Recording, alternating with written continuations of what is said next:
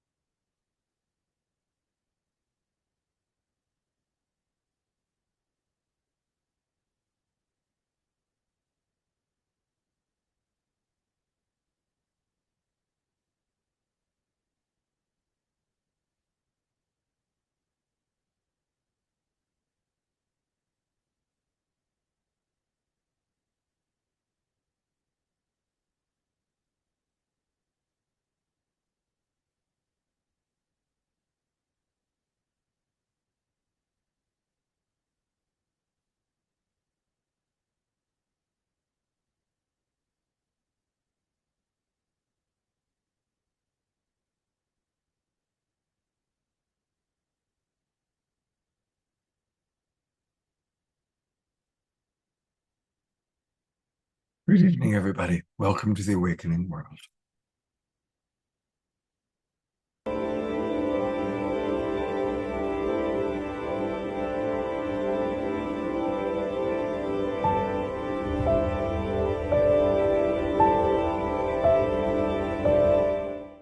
What if I were to suggest that you play a key role in the awakening world?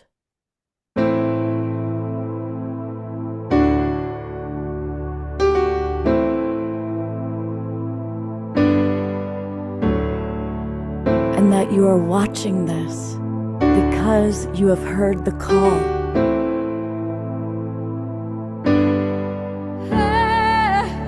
We can start right now by opening our hearts and minds.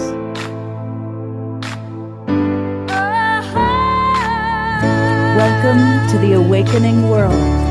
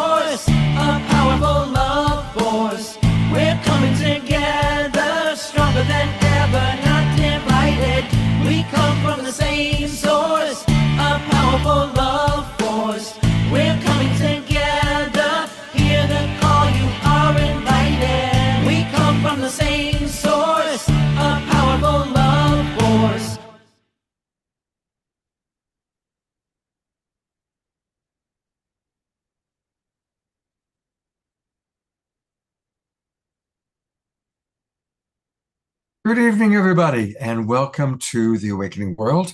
I'm Love Coach Scott Catamas. I'm your host tonight. And tonight we are honoring the different generations of leaders for an awakening world. And I want to acknowledge that many of you who are watching this program are leading in your own unique ways. There are many, many different ways to lead. And I think we've learned that it's all about leading by example. And tonight we're going to honor different generations, including a lot of the younger people that are part of the new generation synergy group that's part of the Evolutionary Leaders Circle. We're also going to honor the memory of a beautiful brother, Michael Stillwater, who just recently passed away. And to share with you kind of who's going to be on the show tonight, co-hosting the segment about Michael Stillwater is our beloved friend, Gary Malkin, who's one of our favorite people on the show. And it's great to have Gary with us. And some of our younger new generation friends include our beloved Tatiana Speed. She's with us. And Hannah Bourke is with us. And they're both going to be providing some of their wonderful work, their creative expressions. Khadijih, who we've enjoyed learning all about the work she's doing with animals and with people, and meditation, is with us. Chayuri Ma is with us tonight to share some of her thoughts about beloved Michael Stillwater. Marley Benedicto just joined us in time, and we're very happy about that. Welcome. Connie Viveros, you saw her a few weeks ago when we did a program on the rise of the divine feminine. And she's going to, in about an hour, introduce her friend Monica, coming all the way from Uganda, who's doing extraordinary work in the world. And our beloved DR is with us to be leading the prayer time a little bit later. So these are some of our guests. You're going to be hearing from all of them tonight. But let's get the show started in the way that we love to, with the one and only, the irrepressible Omashar. That's right. I've been called many things, but irrepressible is pretty good. I'll buy that one. So welcome all of our Facebook viewers and YouTubers. We love you so much, and we're so grateful that you're tuning in with us now. And it's a pretty tender time in the world. And so we're going to have a very tender start to tonight. And the whole night, I think, is going to be rather tender and rather lovely. So here we go. Here we go.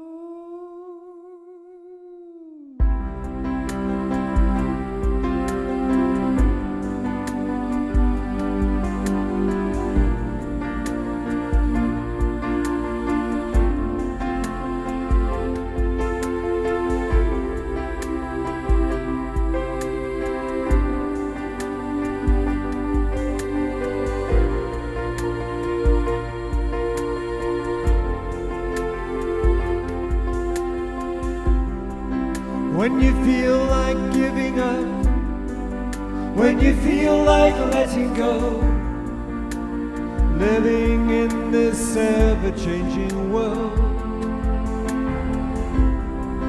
when it seems that all is lost and you don't know where to turn, the future seems so very far away. So just know there really is a plan. The sun will always shine, and with your hand in mine, all heaviness fades away. The love in our hearts will melt the darkest day. Ba-da-dum-bum-bum, da-da-dum-bum-bum.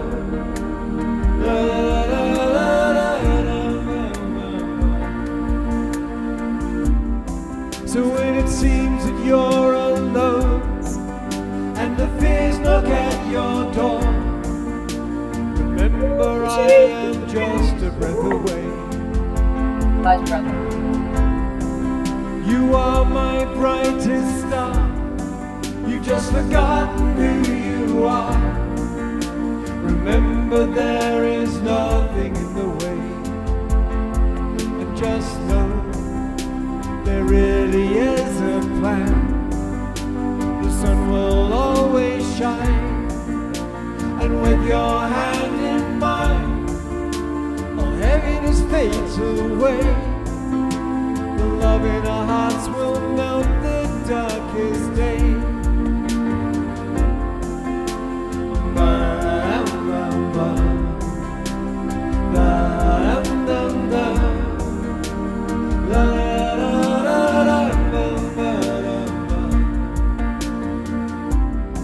So when you feel like giving up, when you feel like letting go, remember I am just a breath away. And just know there really is a plan. The sun will always shine, and with your hand in mine, all heaviness fades away.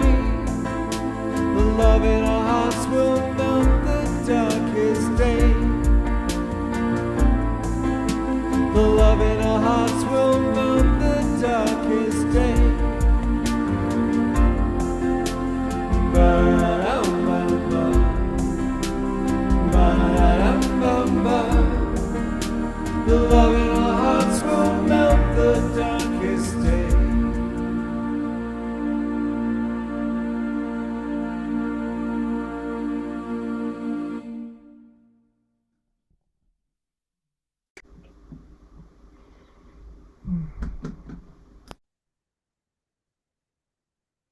Yes, it will.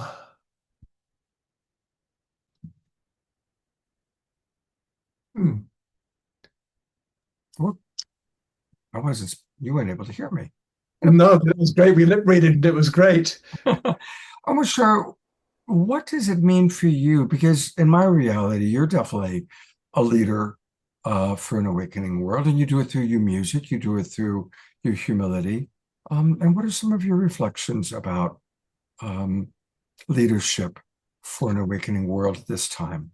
My reflections have changed quite a lot in the last couple of years because it didn't dawn on me. I've been taught that all change comes from within out, and every time we try to change things on the outside, we're not really going to ultimately change it because the patterns in the world are so strong and so much momentum for so many lifetimes, so many eons, so many thousands of years that it's the consciousness that needs to be changed. And so whilst I go out and be in a community and take part in food drives and food give outs and other community activities, the true work from my perspective is here in myself, because I change the consciousness, change all the codes, all of the triggers, everything that has just blocked source from coming through me. And basically, it's a tough job. We ourselves, I think, are our toughest work. However, I do it every day diligently, and slowly I feel more and more and more of the golden sun that I am shining through me and actually becoming a part of my world. And so therefore my leadership comes from me walking out into the world with this new consciousness. So we're all growing, it's not just me. And that is for me how the world is changing. So there we are. Beautiful. That's beautifully stated. Thank you very much. Mm-hmm. Well, one of the recent leaders that we're honoring right now is a wonderful man named Michael Stillwater. And I'm going to show a few photos of Michael. Whoops, let's go back. Here we go. And this is, of That's course, with his wife, Doris. thank you. And if you're hearing the voice of Gary Malkin, who's my co-host for this segment. With apologies of having pictures only when we were co-creating Graceful many, many, many years ago. So I don't have pictures of the recent 10 years. Well, once we pass, I think we go back to our younger bodies anyway. So it's probably more like the way Michael's showing up in the astral plane right now. But absolutely a very, very beautiful man who touched many of our lives. And with no further ado, I'm going to turn it over to Gary to share a little bit of his experience of Michael, and then we're going to take a look at a video. Well, hello, my friends. Nice to see you all again in this beautiful community. Thank you, Scott, for giving us an opportunity to squeeze in with the blessings of the youngers that we want to celebrate. So excited to see all of you beautiful beings on this screen, and I look forward to hopefully seeing some of your presentation tonight. For those of you who know anything about me, you know that one of the most defining works of my life has been this work called Graceful Passages. And before the creation of that work, I built a music production company that did commercials and TV shows and films and video games from 1980 to 1998. And then I had a very serious accident. I talked about this in my recent TEDx talk. And during that, the horrible loss of not knowing if I'd ever play the piano again, Michael called me and said, would you like to co-create something to serve stakeholders of death, dying, and grief and loss? And I was going through so much loss that I finally said yes to the many invitations he had given to me. And this experience of co-creating Graceful, where we came up with this idea of recording authentic, tender spoken word set to music, treated like a film, changed my life. And I credit my whole trajectory to moving towards serving, healing, and the greater good because of Michael. And Michael left us suddenly on the day after Valentine's Day. And for those of you who don't know who he is, when he was in high school, he couldn't learn in that context, and he found his way to a place where he was studying Swami Satchitananda's unified, the world of interfaith. And he started what I believe is what became later the kirtan explosion. But way back in the mid 70s, he started a thing called Heaven Song in Hawaii, where he used spoken word, addressing the separation and sacred devotional chant in community contexts before anyone else was doing it. And he has written chants that are being sung all over the world, and people don't even know that it's his.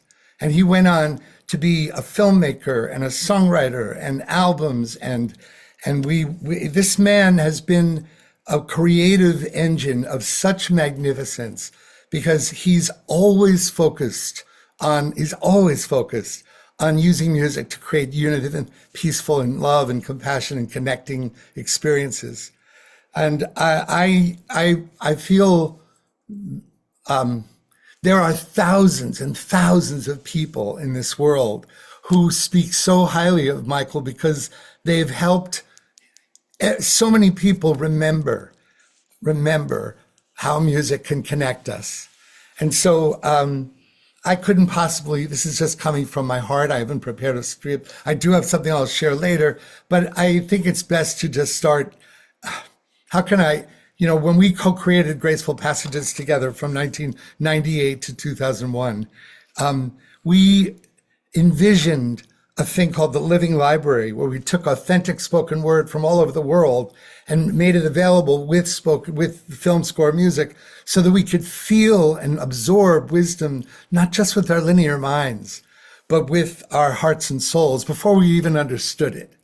And that's what Graceful Passages is. Since it was released in 2001, it's touched over 1 million people, right?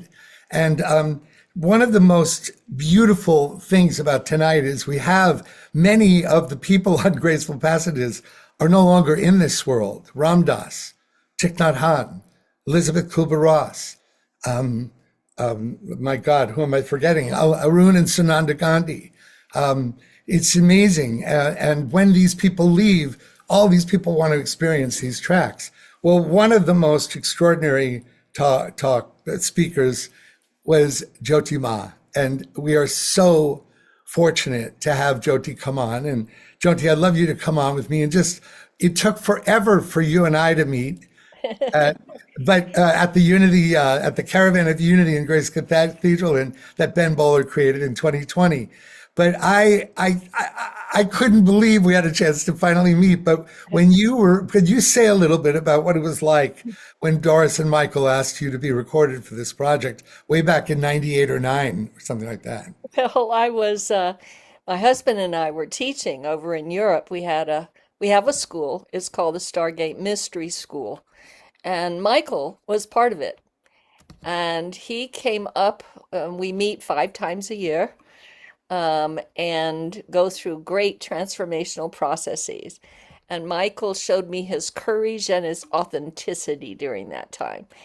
And he came to me at one of the weekends and he told me, just briefly, Jyoti, I'm going around and I'm asking some of the spiritual teachers if they'll go into that place and let the divine speak through them. What would the great mother that lives in you, what would she want to say to someone going through transition? And I said, well, why don't you come back tomorrow at 7:30 because we had these 12-hour days, and I'll see if she comes, and if she does, then we'll see what she has to say. So he came, he put a microphone on me, and then I went into that space where the mother came and she spoke. And then he went away, and a year later, he sent me a recording of it with the music. Which I worked on when I got that script. I mean that spoken word recording. I set it to music. Yes. Yes, you did, and it was the only time I've had that transmission from her come towards me in that way.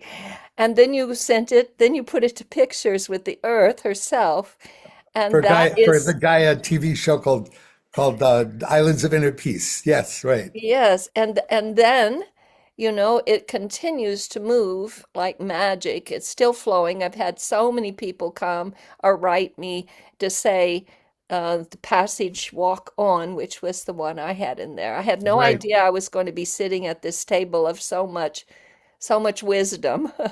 I was quite humbled when I discovered that. But it was something we all did as a gift towards that ending time of life. And it's just touched millions and millions of people and only touched them in ways that assisted them or their loved one through such a time. So thank you for all that you've done. And Michael, now you're in ancestral land and you've got your hand on our shoulder so you can guide us firmly through this time of the Mother's Ascension and the great ending falling into the beginning. The new dawn is amongst us. Yes, Jyoti, we're going to be doing a celebration of life on April 25th. It's going to be live as well as online, that you're going to be there and do an invocation for. And we're so excited because everyone is in such shock that he's gone. And so for us to gather together and honor this beautiful Prince of Peace that we have so loved and been so touched by. So I'm excited we'll be seeing each other then. I wanted to play your Jyoti, the walk on video, but even more so, I wanted people to get an experience of the beautiful a piece of the thing called the welcoming that was his offering for Graceful Passages. So we're gonna do that now. Before we pass on to the video, I just want to say, Jyoti, that the contribution that you made to this project, everywhere I go around the world, there's so many people for whom that is the favorite track. And then Thich Nhat Hanh, of course, all these people, but your track has touched millions. And I just want to thank you again for being such a deep, deep ally and sister in soul devotion to service. Thank you. Thank you. It's a great honor, and I give her thanks. She's the one that brought that. Thank you, Jyoti. So Scott, I feel you can get on with me. It's thank you, my dear. So happy you came. Scott, I think we should give people a chance to drop in and see the video. And I just want to say that before you look at the video, if you know that you're someone that is moved by audio more, then I'd encourage you to just close your eyes, because sometimes you can hear more in the ethers when you're not only looking at me. Now, please feel free to look at it. It's beautiful.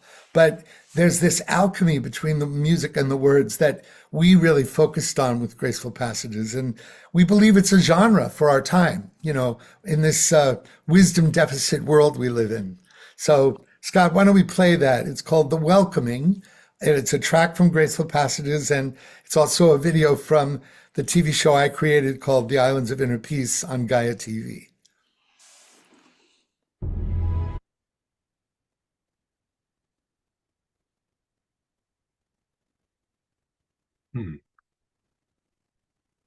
Uh-oh.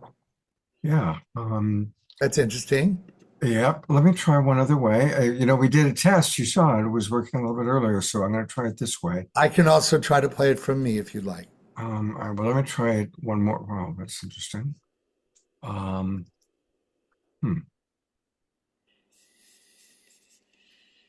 about if I try? Uh, Should I or no? Hang on. Yeah, for some reason it's just frozen on my screen. So if you've got it handy, and while you're pulling it up, I'm going to read some of the comments that have come in, because a lot of our people knew Michael. So I'm going to read some of the comments that have come in while Gary pulls it up on his end. By the way, I used to go see Michael when he would play in the Iao Valley way back decades ago in Maui. And always when I'd go to visit my friends in Maui, would head up on Sundays to the Sunday brunch that Michael and his partner at the time would do this beautiful, beautiful event. Christy Michaels, by the way, speaking of Graceful Passages, she says, I played Graceful Passages on a loop as people came to say goodbye to her mother. People were blown away by the wisdom that came through. And Connie talks about your TEDx talk, and people can watch Gary's TEDx talk. Thank you, Connie, for putting that link. Thank you. Thank you so much. I talk about the creation of Graceful in the TEDx talk. So thank you, Connie, for bringing that up. And I have it all ready for you, Scott. Okay, go ahead and play it. Make sure you click sound, share sound. I did. Okay.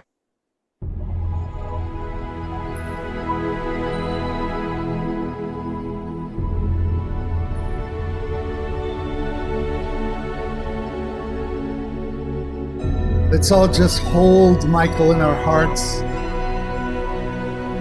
and know that this is happening to him right now.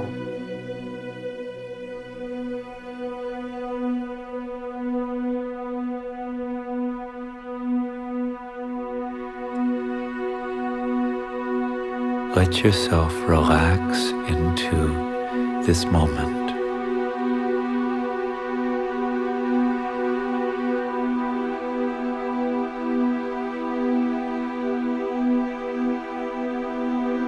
Let yourself be held without any need to hold yourself up.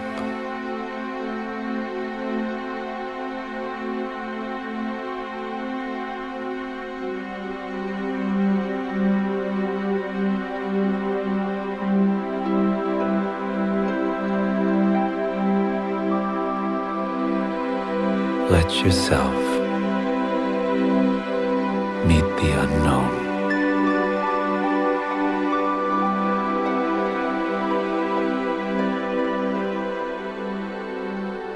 It's okay.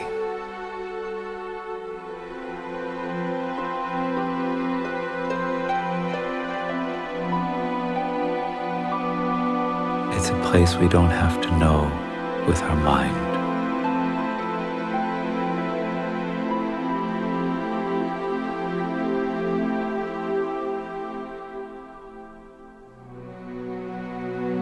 What if there were angels all around you, and you just couldn't see them?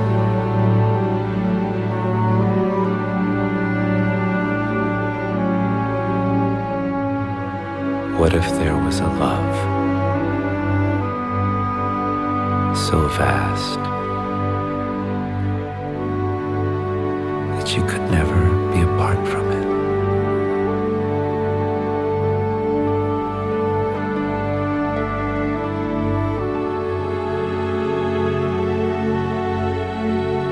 What if it was impossible for you to go anywhere where this love could not find you?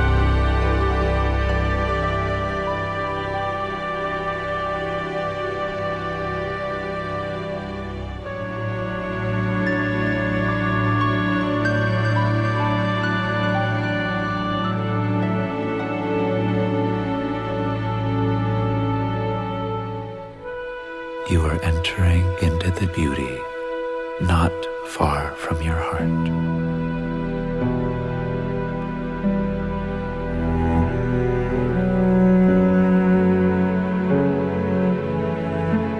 It's a place that embraces you as you are.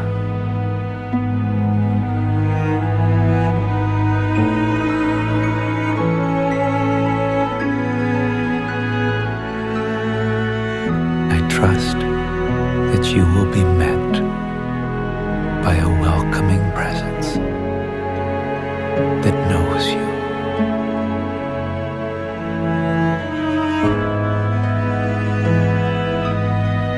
And that meets you with a deeper love than you have ever imagined in this world. May you know, without any doubt, the precious gift that you are.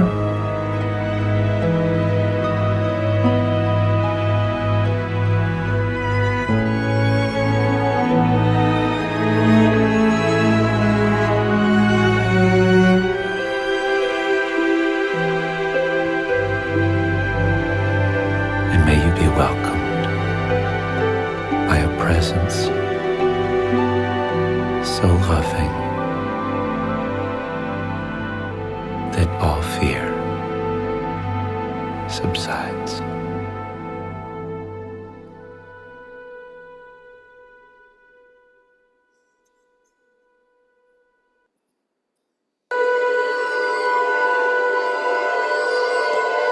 Well done. Oh dear.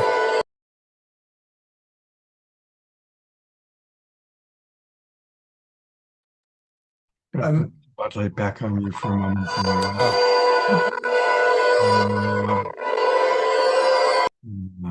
There we go.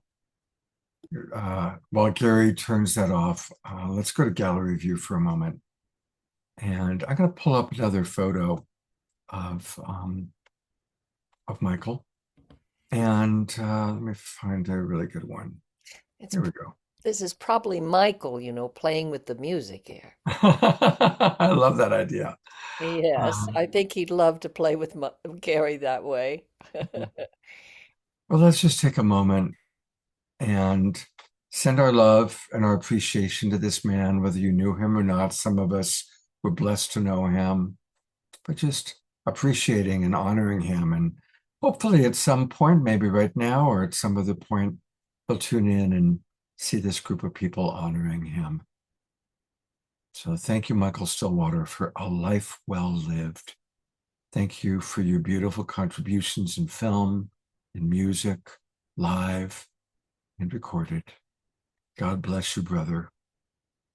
And may this next journey that you're on be absolutely filled with maximum grace.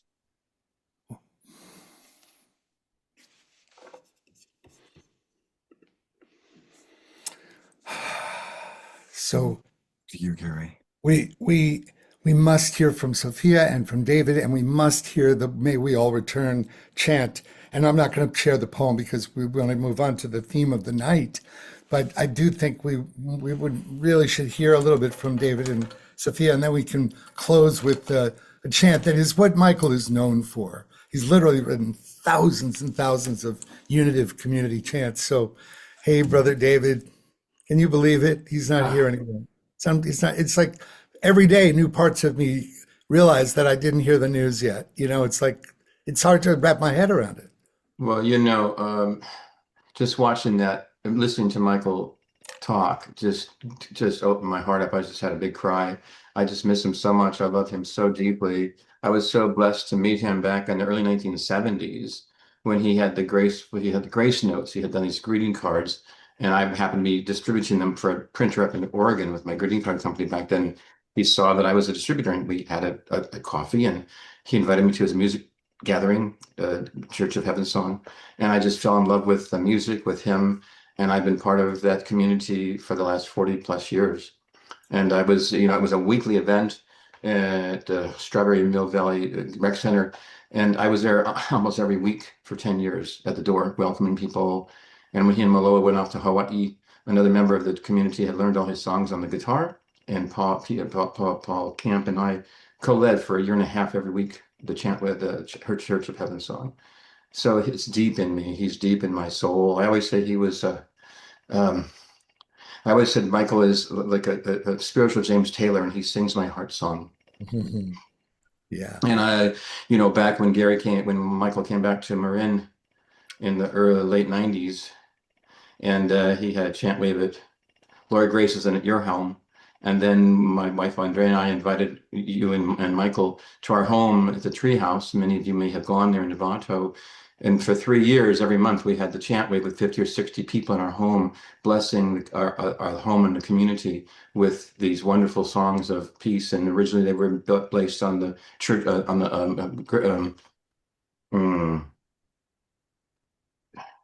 anyway,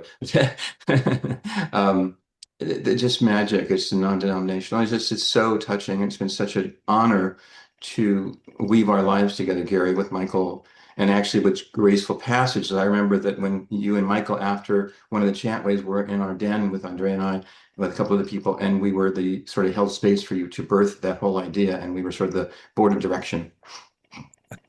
And it was I played one of the tracks in that when my grandmother passed away 10 years ago. So it's just been such an honor. Michael was a part of the wedding for Andrea and I 25 years ago, and honored 200 plus guests with some of his chants, and got everybody singing. So it's just been such a blessing. It was such a shock. I still can't believe that he's gone like that. We just take we can't take any day for granted. Yeah. Every day is a blessing. Every day is a time to have an attitude of gratitude and to be feeling the blessings and the perfection of our lives just as it is right now, because it could be gone tonight or tomorrow. Yeah. So I think the poignancy of what he said in this video, may you know that you are loved, absolutely. and that you are not, that everything is, it was so poignant to know that he's on the other side now. Absolutely. And I just feel like if you want to say just a little bit about what we're going to do on the 25th before we give a chance for Sophia, and then we would be remiss if we didn't play at one of his chants. So, Absolutely. okay. Yeah. The Heart of the Mother is one of our favorites. We played that at our wedding. But So next month on April 25th in Mill Valley, I think the Methodist Church will be having a celebration in tribute to Michael. And the first and it'll be open to the public, just no charge. And we have a GoFundMe to raise some funds for that event and for Michael's family. And the first half will be a tribute to Michael with his everything about his life, and then the second half will be a chant with the Carrie and friends will lead. So I'm looking forward to. Unfortunately, I have to look forward to that, but it's so to celebrate Michael in every way we can. yeah. And have touched us all so deeply. Yeah, this has been such a bonding tool for all of us for 40 plus years. You can only imagine.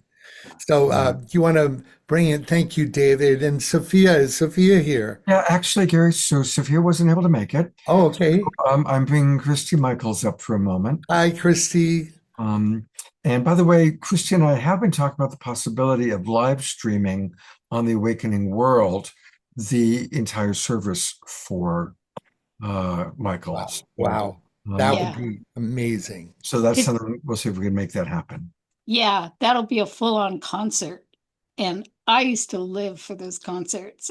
I never felt anything explode and break open my heart that Michael and his music and his dedication. I mean, the ground of his being. I was so struck when, Gary, you said about how you were realizing what an awakened man he was. And he was wiser beyond his years because he started this very young, knowing his path and just helping to build community of love and peace. And so many of his chants are Course in Miracle lessons, right? Which being a course student, I loved because it really helps you to embody the wisdom of the lesson. Chrissy, what I loved about his work was you didn't have to have it be Sanskrit for it to be sacred. Yeah, he knew the music and the intention put into singing whatever, especially if we understood it together, that it had great power, even if it wasn't necessarily Hebrew or Sanskrit or a sacred language. And he really was the pioneer of the sacred devotional chant movement, really. Yeah. I'm going to start playing his chant right now, actually, if you don't mind. Is this it? May we all return? Yeah, great. Let's listen. This was improvised at Grace Cathedral with me and Christina and Michael. We never heard it before, and you're hearing this because we heard it for the first time.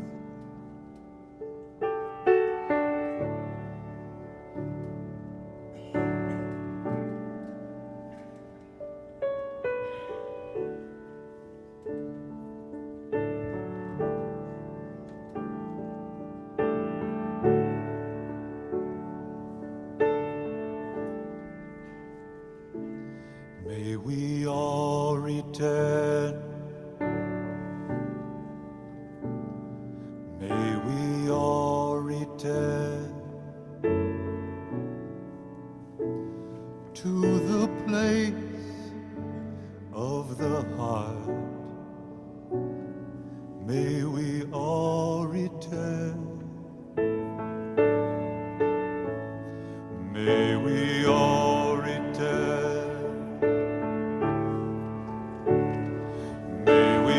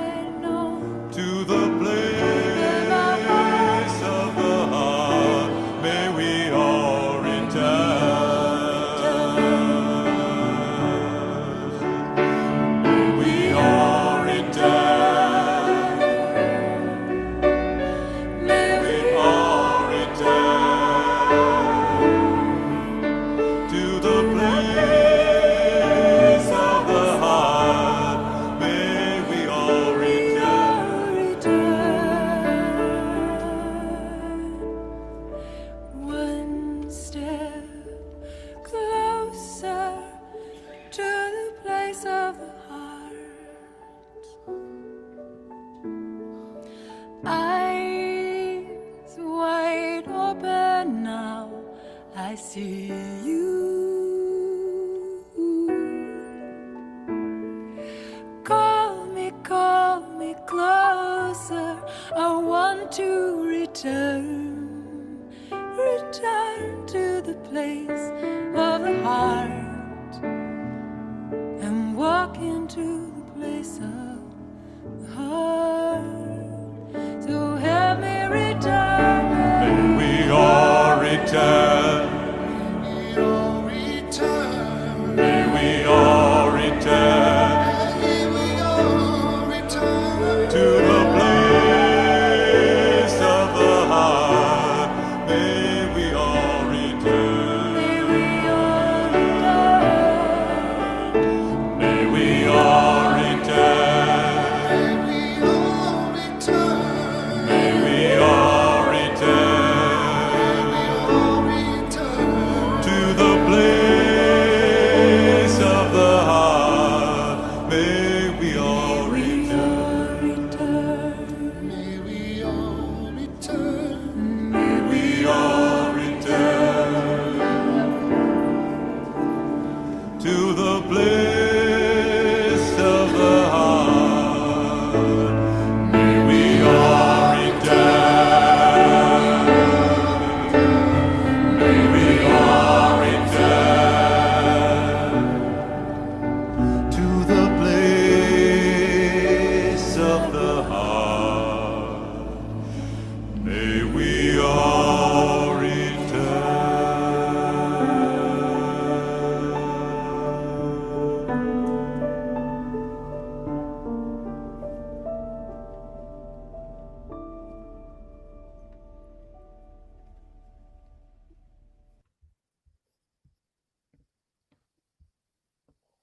Hmm.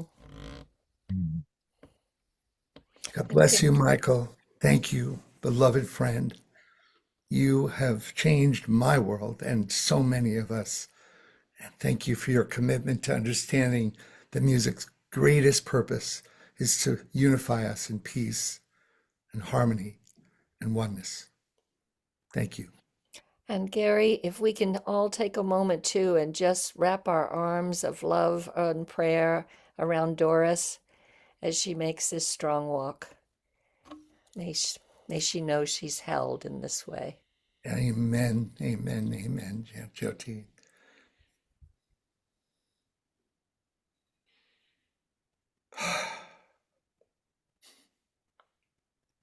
I want to thank everybody for their participation in honoring Michael tonight.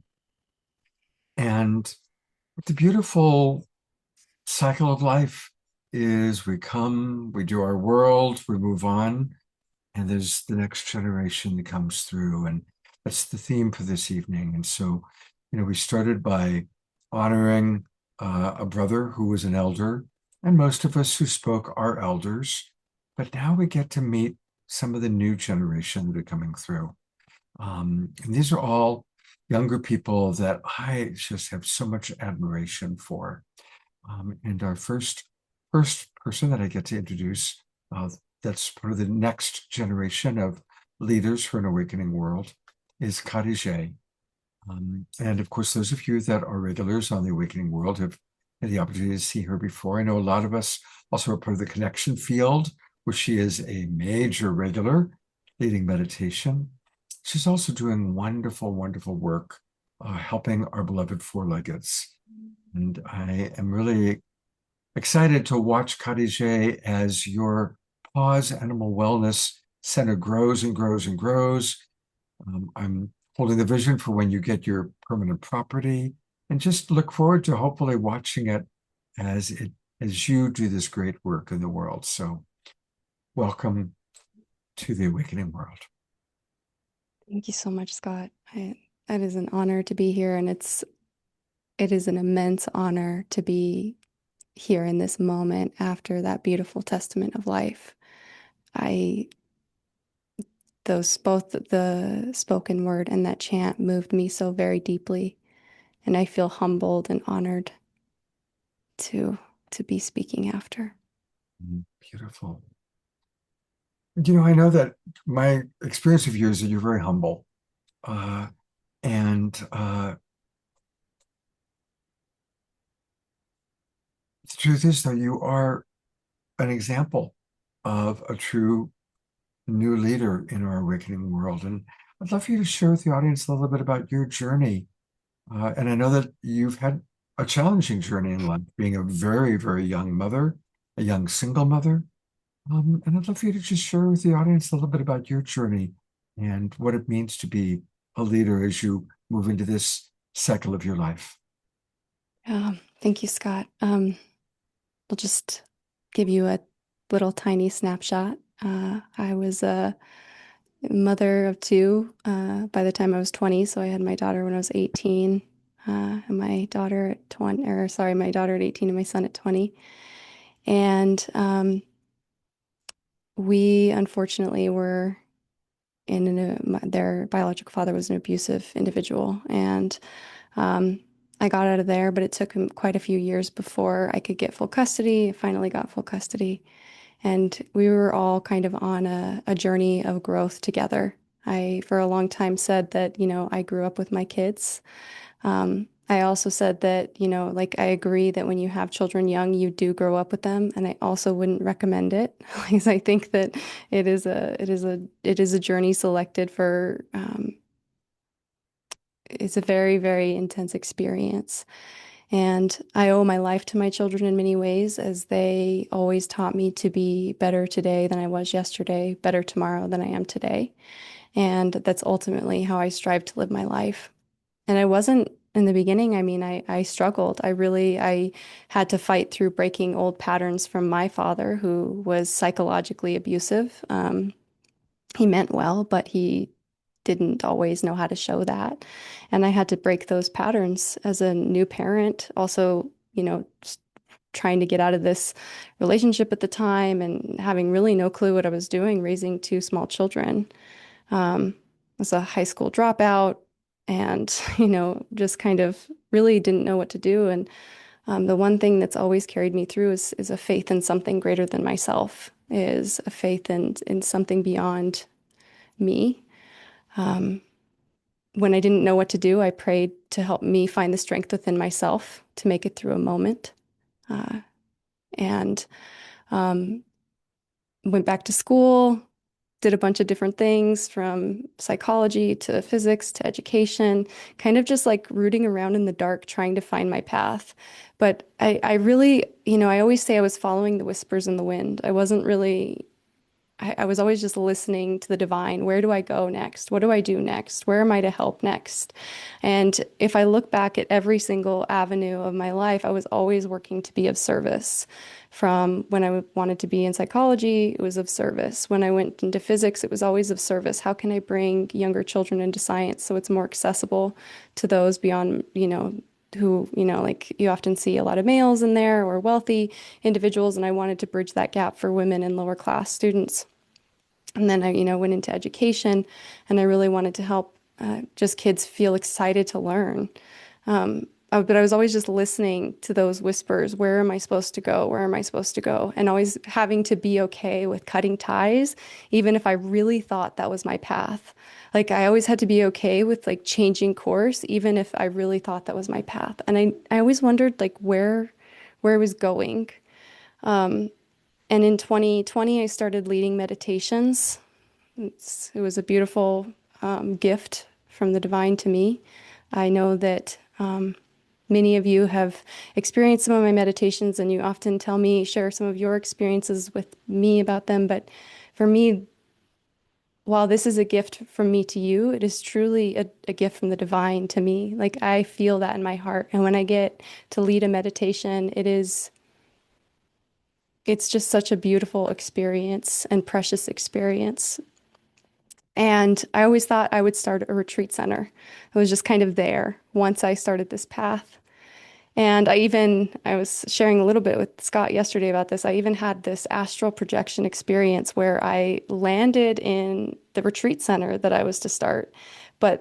And I was looking for myself. I was like, where am I? Where am I? I was like trying to find myself. That's so funny.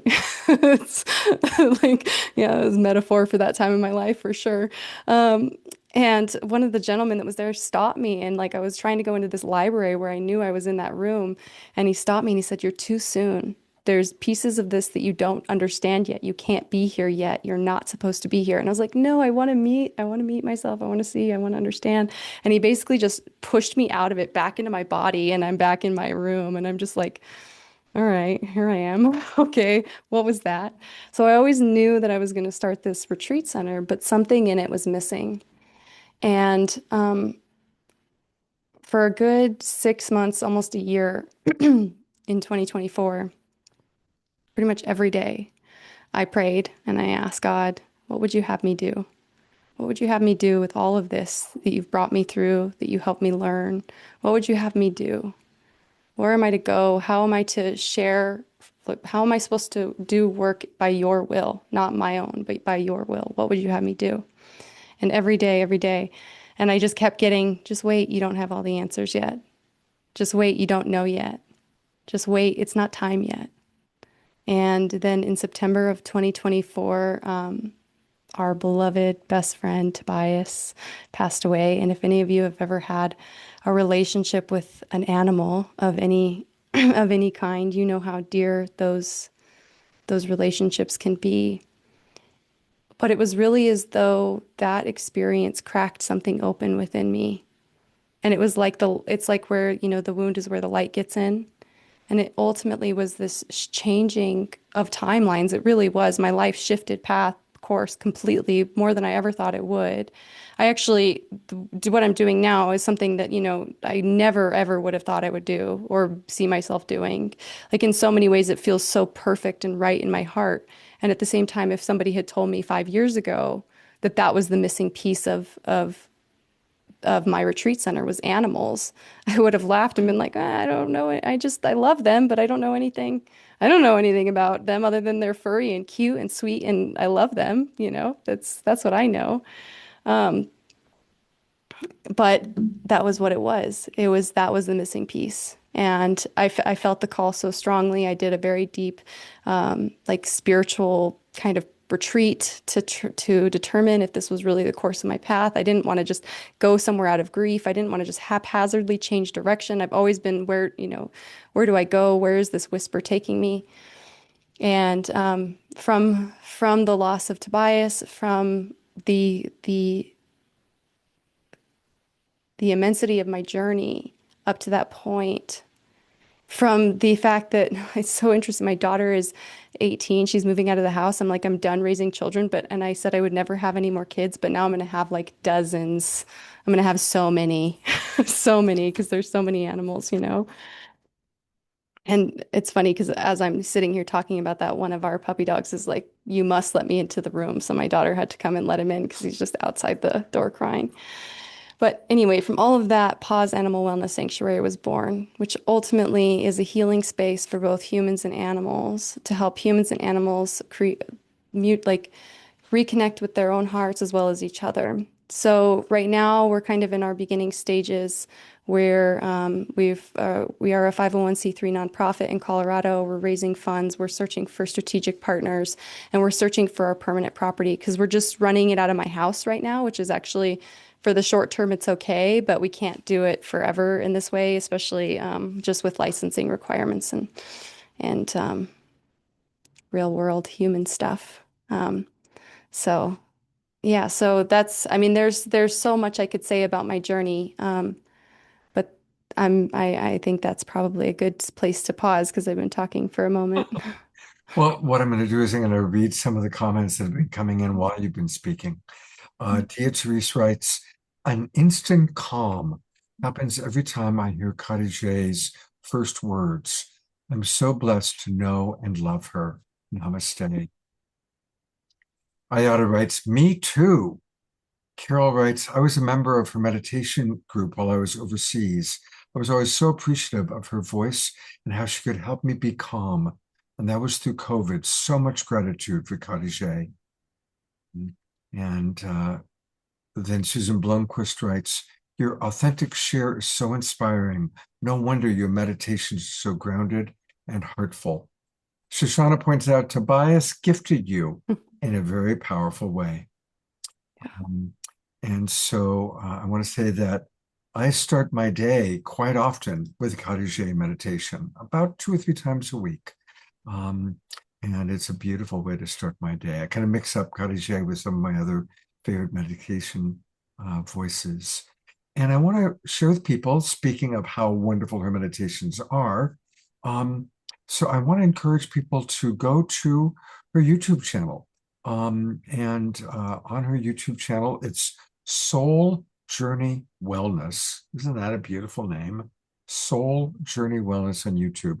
And that's where you can find all of her different, and there's so many different options based on what you're looking for. Help with sleep, help with self-esteem, letting go, resetting. She's really just got, and of course, the whole Yoga Nidra series is amazing. That's often, sometimes I listen to that when I need time to go to sleep. So that's where you can get her beautiful meditations. But wait, there's more. What we also really want to do is encourage you to do what I've been doing. I've been participating in her program here. So go to Pause Sanctuary. Now that's spelled Pause, sanctuary.com. PauseSanctuary.com. You can learn all about what she's doing. And please put in your email address and subscribe and join her family. And of course, she periodically, usually about once a month, she does an event where she leads a meditation. We come together, we get the details, we can donate a little bit of money, and it's really important. And I always enjoy her monthly Pause, P-A-U-S-E, for Pause, P-A-W-S. So let's all support her. She's going to lead a meditation, and then we're going to roll straight from that meditation into a beautiful video from Tatiana, and then we'll have a chat with Tatiana. So thank you, Khadijih, for being with us. Oh, yeah, Scott, 10 minutes. Is that okay for the Perfect. meditation? Okay, great. So if you've never done a meditation with me, welcome. And if you're used to this, then you know kind of how these already work. The live ones, at least, are channeled experiences. Sometimes I think I know what we're going to do, and then spirit, it's like, you thought. It's kind of funny. So tonight, after when we were sitting in the spoken word and we were listening to the chanting, it was very clear a very clear call that the only point of this meditation is to rest in the heart. That is where we're headed. That's what we're going to do. That's where we're going to stay. And so no matter what happens, no matter where your mind goes, no matter what happens in your environment around you, just keep coming back to your breath and keep coming back to your heart. So I'm going to just get my screen set up for everyone.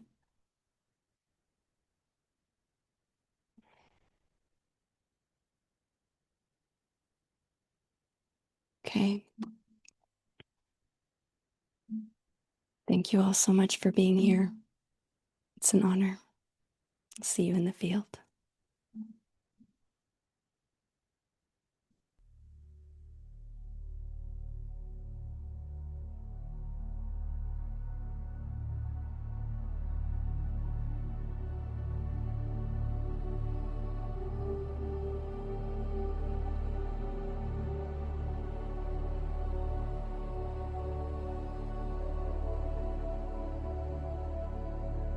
Welcome, dear ones,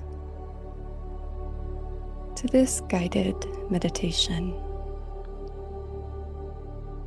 intentionally designed and carved out of time for you to rest in your precious heart.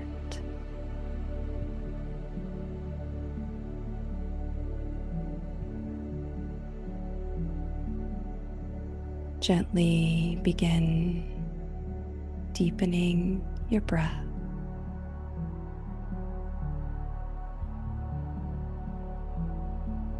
Allowing your awareness to settle into this precious present moment.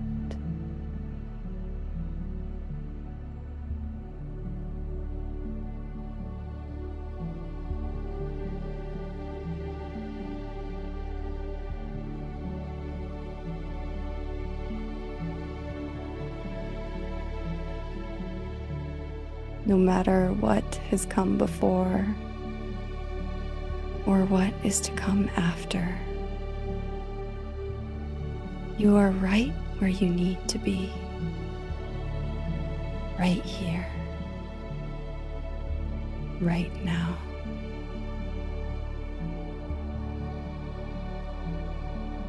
So allow yourself to be fully in this moment,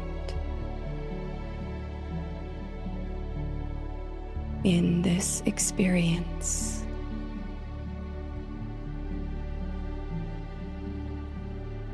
As we begin settling in to the Sacred Heart.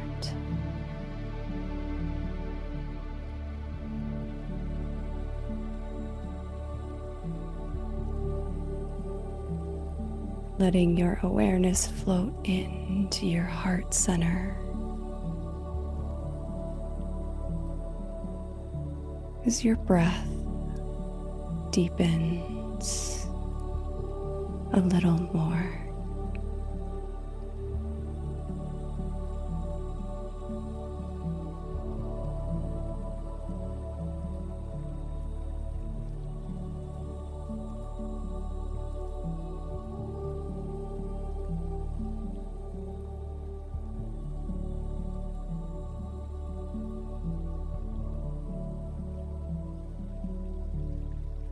Feeling the gentle beating of your divine heart.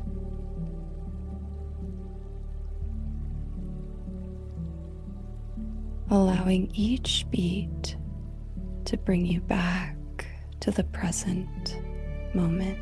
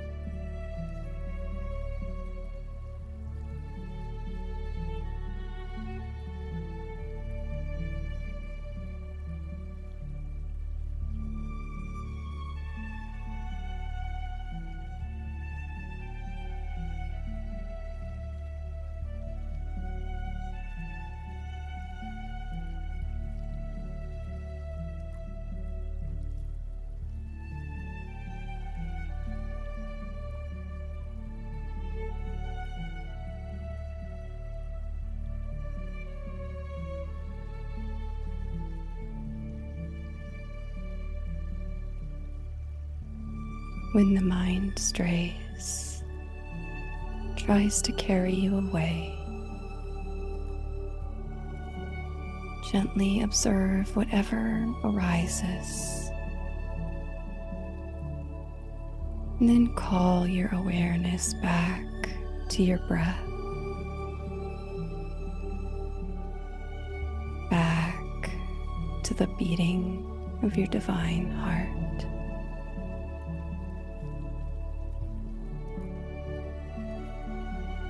Settling in a little more to this precious place within you.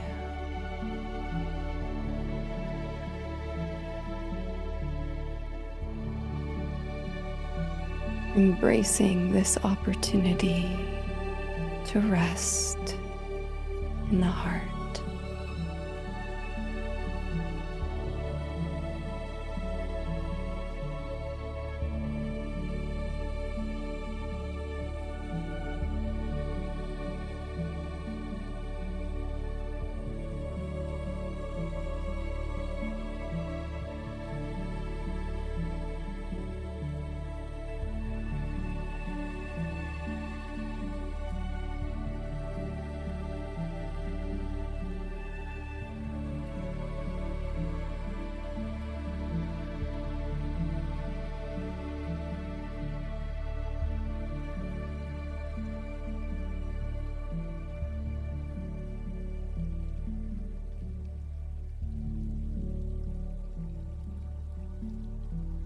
You are right where you need to be.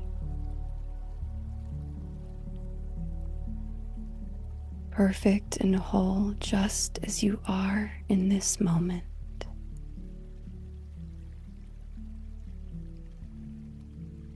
Allow yourself to be here fully. Allow yourself to settle in a little more to your precious heart.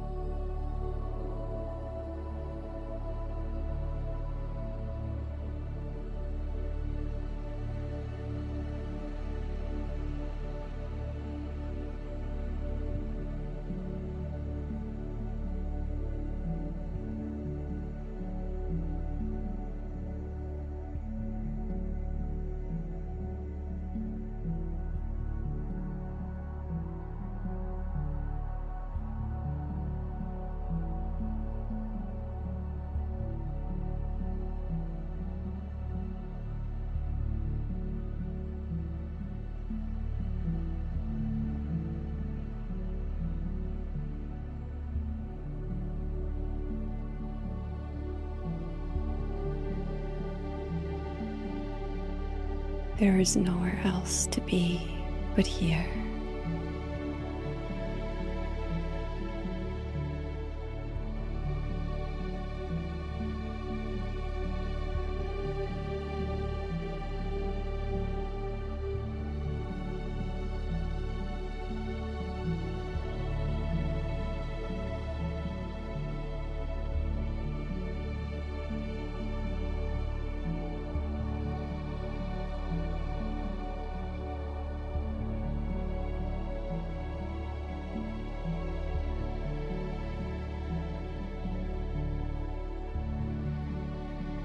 Gently reconnect with the beating of your heart.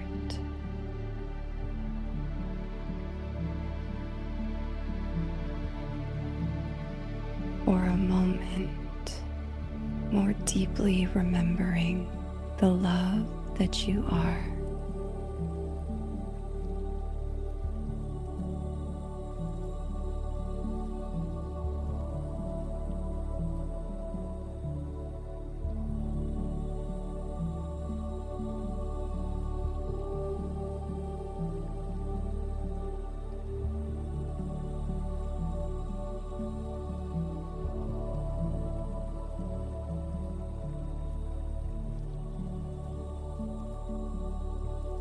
As you gently begin allowing your awareness to drift back into the physical space that holds you.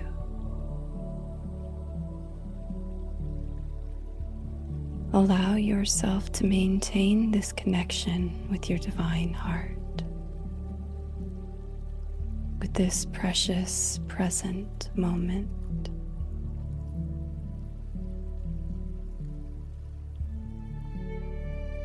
Begin inviting gentle movements into the fingers and toes.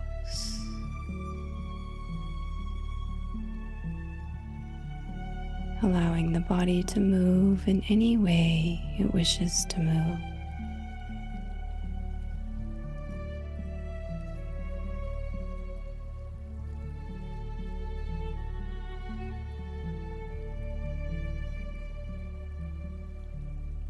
And when the moment feels right, gently open your eyes.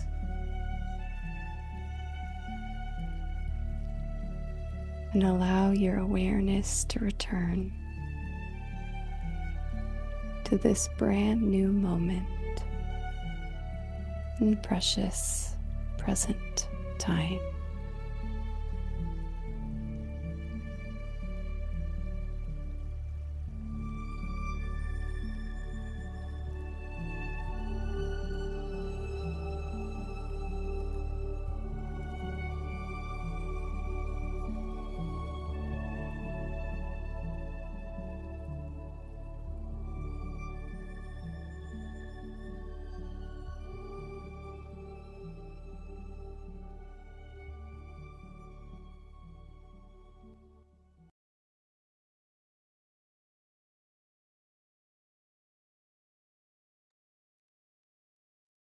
So very much. We're going to roll right into Tatiana.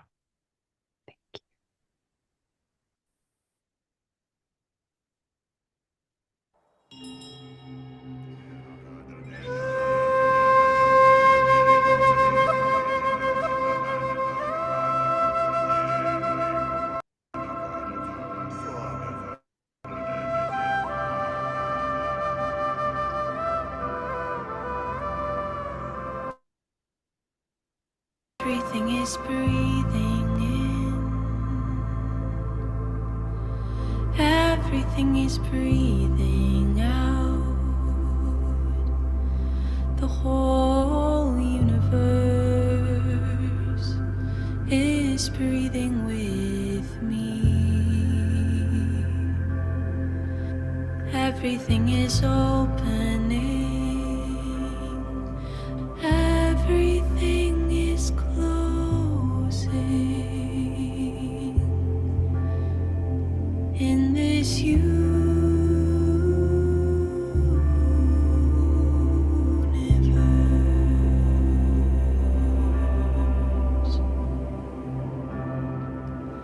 I feel the breath of the universe rushing through my body.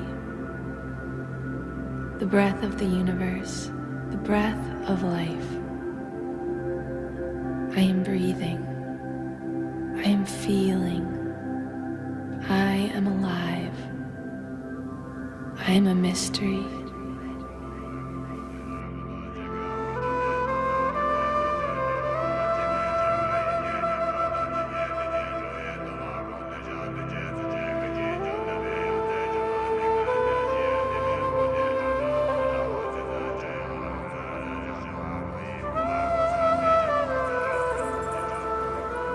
Everything is breathing in. Everything is breathing out. The whole universe is breathing with me. The earth breathes. The stars breathe. The whole universe breathes.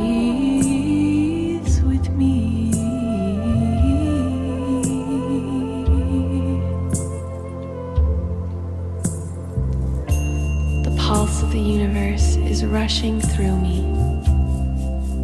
Breathing in, I am the universe awakening.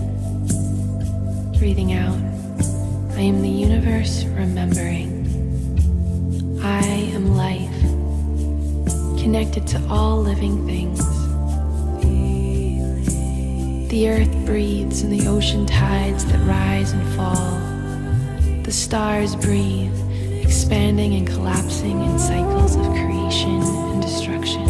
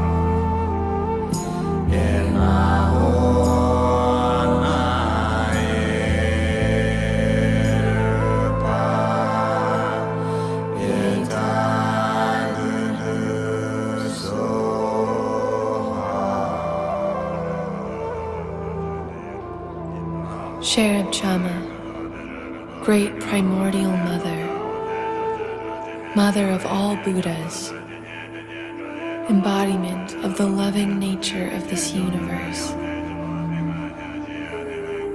Breathing in, I receive your love. Breathing out, I let go and release all things unto you.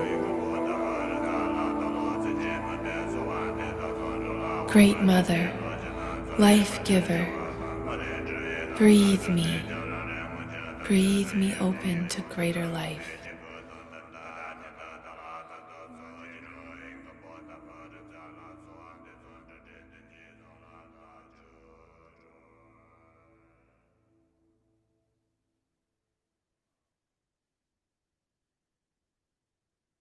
I'm going to go to gallery view for a moment and just send our appreciation to Tatiana for that just incredibly exquisite video on the heels of such a beautiful meditation from Khadijih.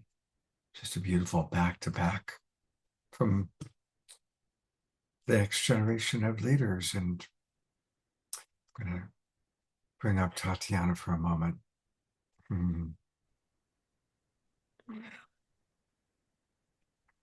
Tonight is just incredible. I'm just feeling so moved. The tribute, Gary, that you made to Michael Stillwater just pierced straight through to my core. I'm feeling, and then Khadijih's meditation and your story, Khadijih. Susan made a comment that there are masters here tonight, and I truly am feeling that.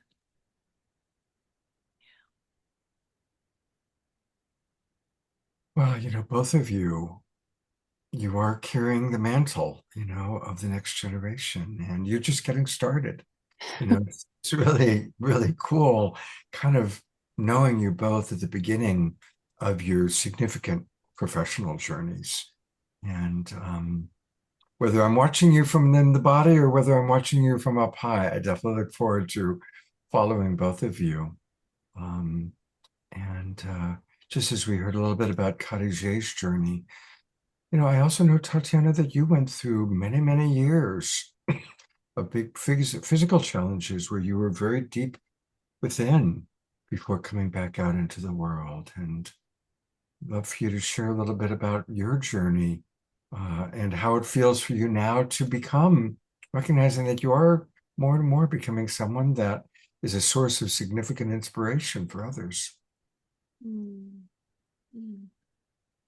just going to put you on gallery. There we go. So I see all your beautiful faces. Yeah, thank you, Scott, for the question and this invitation.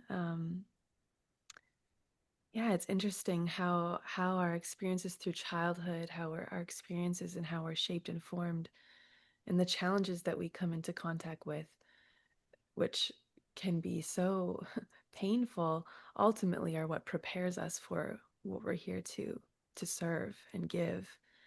And that was certainly the case for me as well.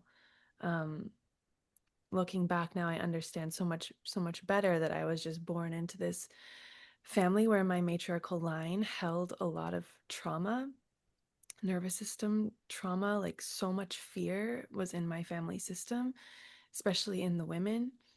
And then by the time I was 18, it was like I had just stopped sleeping. Like I couldn't sleep anymore. It was just sleep was removed from me. I remember the first night that I experienced the insomnia, I went the entire night without any rest. And at that time, I didn't understand my nervous system. I didn't understand that I was trapped in a fight and flight response, that I was trapped in a freeze response. I didn't understand what was happening to me. I just knew that I was living in a chronically dysregulated state.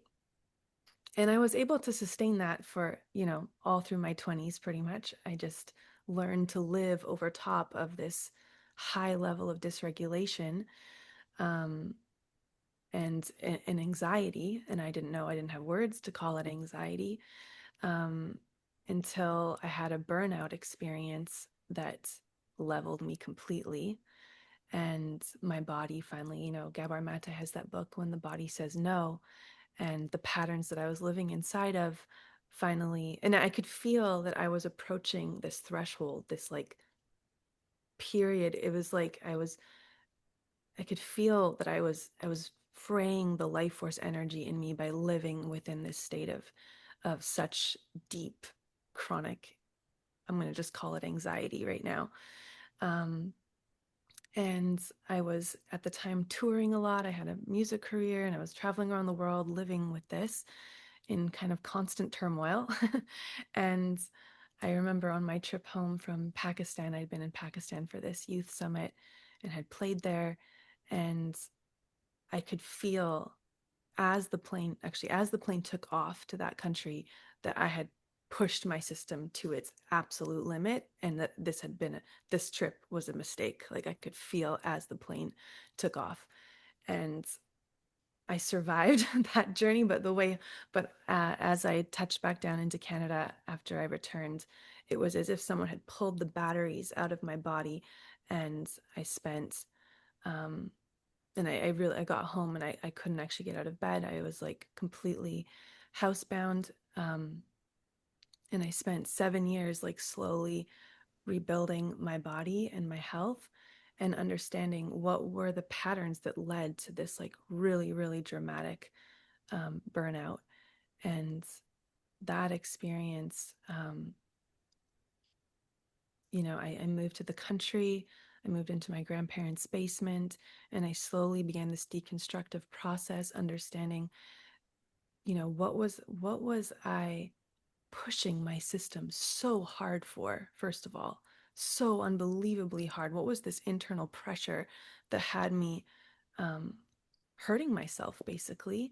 And what were the patterns that were inside my nervous system that were creating this deep, deep feeling of anxiety and dysregulation? And that really led me into the world of somatics, into a spirituality that brought me home to the body, that saw the wholeness of the whole human being. My spirituality before them was really this up and out, like trying to transcend this human experience to pretty much I was doing a big spiritual bypass. And this journey like pulled me down into the body, into a totally different speed. I'd been going so fast, it taught me how to really slow myself down. And I began, a really deep healing journey then, which has led me into what I feel like I'm now transmitting to others, which is a frequency of peace, a nervous system that is regulated and balanced, embodiment, the importance of our spirituality really being anchored in the body, compassion, deep, deep compassion for this human experience, and a real calling also for the rising of the sacred feminine wisdom in the world. She's coming through so strong in so many of us. And I feel that wisdom as like a deep valuing of life, not a transcendence of it, which so many of our traditions also have promoted for many, many generations. So, yeah, I've been talking for a while. Scott, maybe you want to jump in if you have Well, it's beautiful. And I think what's important is that for all of us to realize that sometimes you can go through a big downtime and come out of it kind of like the phoenix rising. I always have this, I often use this photo behind me of lighting the eighth fire because it's the phoenix rising from the ashes. And the way that you've come through, both you and Khadijih, coming through really hard times and then just shining so brightly and being such a source of inspiration. It's very, very, very beautiful. Yeah. Well, I could say one thing about that, which I've been really appreciating learning, is the underworld passages for the feminine. That the feminine really is called, I just put it back into gallery, into these deep alchemical underworld initiations. And that's how we rebirth ourselves again and again. The feminine, actually, when we're in our deep wisdom stream, we learn how to die and be reborn over and over and over again. And our culture so much like promotes just constant progress on a linear time track towards some achievement, and the feminine, we're cyclical, we're deep. When we attune to ourselves, there's like, yes, we go through these initiations into the dark, into the underworld, but we recognize that as part of our transformation and transmutation and empowerment. And yes, when we complete an underworld initiation, when we emerge, we have more wholeness, more of our own self-knowledge intact that we then get to share until we keep going through the next one. But I feel like I understand, well, we'll see, but like understanding that better, I feel we can move through them maybe with more grace and maybe quicker than the first round. Ideally, ideally, Ideally. sure. Yeah. Well, I'm going to go to your website in a moment. And is there any offerings in particular you want for our audience to know about? Sure. Well, I just released, as you know, a new album, Lullabies for Adults, and I so encouraged, the song that we just played was from that album, to go listen to my album. You can find it on Spotify, follow me on YouTube, sign up for my mailing list also if you're interested. But yeah, that album just released, and it's something I really would love to spread far and wide for anyone who needs support, you know, dropping into their bodies, calming their frequency, coming into peaceful coherence. Yeah, that album is just pretty new still, and something I'm very excited to share. And then I do a lot of work with women, women's circles, women's workshops, programs. So if anyone's interested, I have a new one that's coming up really, really soon. And is that the women's ceremonial choir? That's in person here, so I don't know that. And if anyone's close, please come. That's every Thursday. It's not actually on here yet. It's called the Wildly Creative Women Membership, and it's gonna be for any woman here who feels like they have like a creative project they want to give birth to.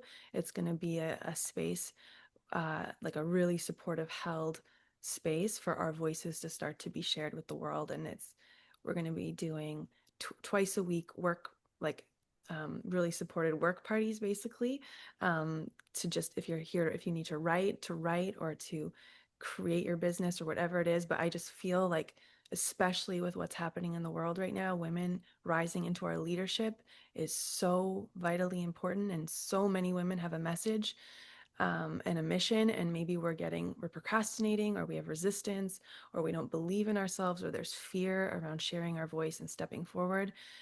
So the Wildly Creative Women membership is really to like be that amplifying boost to actually step forward. And I don't have it on my website yet, so it's coming out in April. So if anyone's interested, please send me a message. Yeah, so you can contact her through her website. Again, it's TatianaSpeed.com. And once you do have like a poster or something for it, send it to me and I'll pop it into the Global Peace Tribe announcements. Okay, amazing. Yeah. Okay. Yeah. Tatiana, thank you so much. You know how much we all love you. And I'm sure there's going to be a lot of comments in the chat box for you to enjoy in a moment. Thank you so much. Thank you, everyone. Speaking of Global Peace Tribe announcements, when we get to that a little bit later on in the show, I see that Trudy and Swami are in the audience. And if you're still with us, I'll pop you on to share a little bit about what you're going to be doing both live and online, Swami. And, you know, it's such a perfect segue because she was just talking about the rise of the divine feminine. Of course, we've done many, many shows about that. Strong believer in how the feminine now really is leading, whether it's the feminine within a male gendered person or actual female gendered people. And I'm so excited to introduce our next guest. What we're going to do is we're going to take a look at a video of her on the Today Show with Michele Obama. And then I'm going to introduce Connie, who brought her to our attention. And then we're going to meet Monica, who's coming to us all the way from Uganda. But to get a taste of the wonderful work that Monica is doing, let's take a look at this video. Well, you mentioned Jenna. This work has already been done. It started to be beginning, and she actually traveled to East Africa to connect with a remarkable woman who is creating change in her community, and she is joining with Mrs. Obama's Global Girls Alliance. She's an adoptive mother of 9 children, and as you're about to see, an inspiration to thousands more. 14-year-old Nellie is about to do something many girls her age have given up on. Every morning she leaves the tiny shack she shares with her mother and sisters and walks 2 miles to school. Nellie is unusual because in Uganda, only 2 out of 10 girls make it past the 7th grade. Nearly half are married by the time they're 18. There's no one telling them you can't do it. Yeah. All they hear is that you're stupid, you can't do it. Monica Nyiraguhabwa was told that too. You never saw a woman drive? Never, never. Growing up in the slums of Kampala, even her own parents told her not to bother with school. Boys are always given the priority. They're taught to be confident, and the girls are taught to be submissive, taught to be quiet, taught not to be loud. Not to use their voice. And not to use their voice. Any money the family could scrape together went to her brother's education first. I had my first shoe when I was 13 years old. 13 years old. When I got those shoes, it was like the best day of my life. But I realized that really, from my own family, it's a curse to be a girl. This is wrong. Something needs to change. The way they look at themselves. So Monica turned that curse into a crusade, demanding that she go to school too, and becoming the first in her family to graduate from college. Are we together? But instead of leaving these slums, she came back. You went to university in London. Yes. You could have stayed there. And I could have stayed there, but I said no, this is not who I am. Because if more and more educated girls left, then who will do it? So she created Girl Up Uganda, a program that teaches all girls to demand more. At this market, they're not just cleaning up trash, they're also picking up important leadership skills. Each is teamed up with an older sister. Someone that you can talk to, someone who says they believe in you. Welcome. She shows me how it works at Missouri Designs, where women teach each other to sew, creating beautiful dresses and handbags. Remember Nellie? Her dream is to be a fashion designer. So a seamstress takes her under her wing, showing her how to make her own dress. What do you think? It's amazing. Yeah. Exposing a girl like Nellie, and you can sit on this machine. Tomorrow she'll be a fashion designer. She'll be a big deal in New York. She'll be a big deal in Uganda. Can I wear your clothes when you come to New York? But before that can happen, a girl once afraid to raise her hand in class will have to overcome her fears at a neighborhood fashion show. She's going to walk on the catwalk. She's going to walk on the catwalk and show the power that there is in girls. A beautiful transformation that proves when given the chance, every girl can be a star. Even Nellie's mentor is moved to tears. Why were you crying? I'm so happy. May I have a tear of joy. Does it make you proud? Yeah. And is your job done? Not yet, it's just starting. Until every girl is touched, I'm not leaving. When I see these girls smiling, happy, being confident, being able to raise their heads to speak out, I see the world that I wanted for myself. Now I see that it's possible for them. You did it! All right, and we are delighted to have my hero, Monica, here with this morning.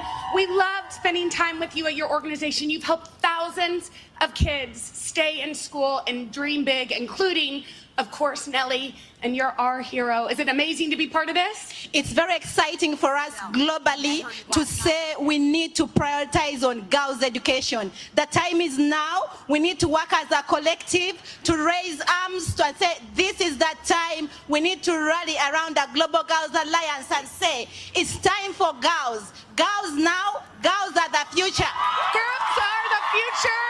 Y'all can learn more about her story at today.com. Savannah and Hoda. Jenna, thank you. Michelle, you met her yesterday. Your eyes are welling up. It's a moment. She is phenomenal, and she is one of millions. And that's what this alliance is intended to do, to find energy and leadership like that and lift it up and support it and fund it One of the best parts of the alliance is the fund that will allow people. We're teaming up with GoFundMe. And people right now, if you hear about these programs, you can learn about them online, but you can help support them in real time. And that's what people like Monica need. They need resources on the ground.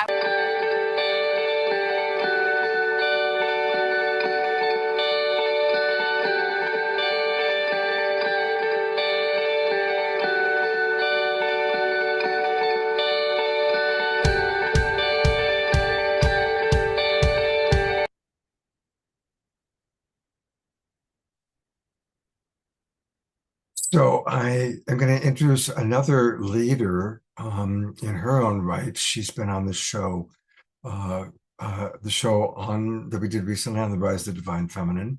And she is Connie Viveros. And Connie is who introduced us to Monica. So a big thank you to Connie. And I'm going to turn it over to you to kind of complete the introduction as we bring Monica up. Well, thank you. I'm just giddy. Thank you, Scott, so much for having us and including Monica and me today.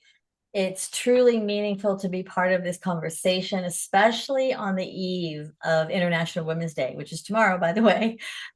So we're reflecting on the power of educating and empowering girls all across the world. It reminds me that when women are given opportunity and support, they step into they help shape the world to a more compassionate, balanced, and hopeful future for all of us. So thank you. It's really an honor to be here on this auspicious day.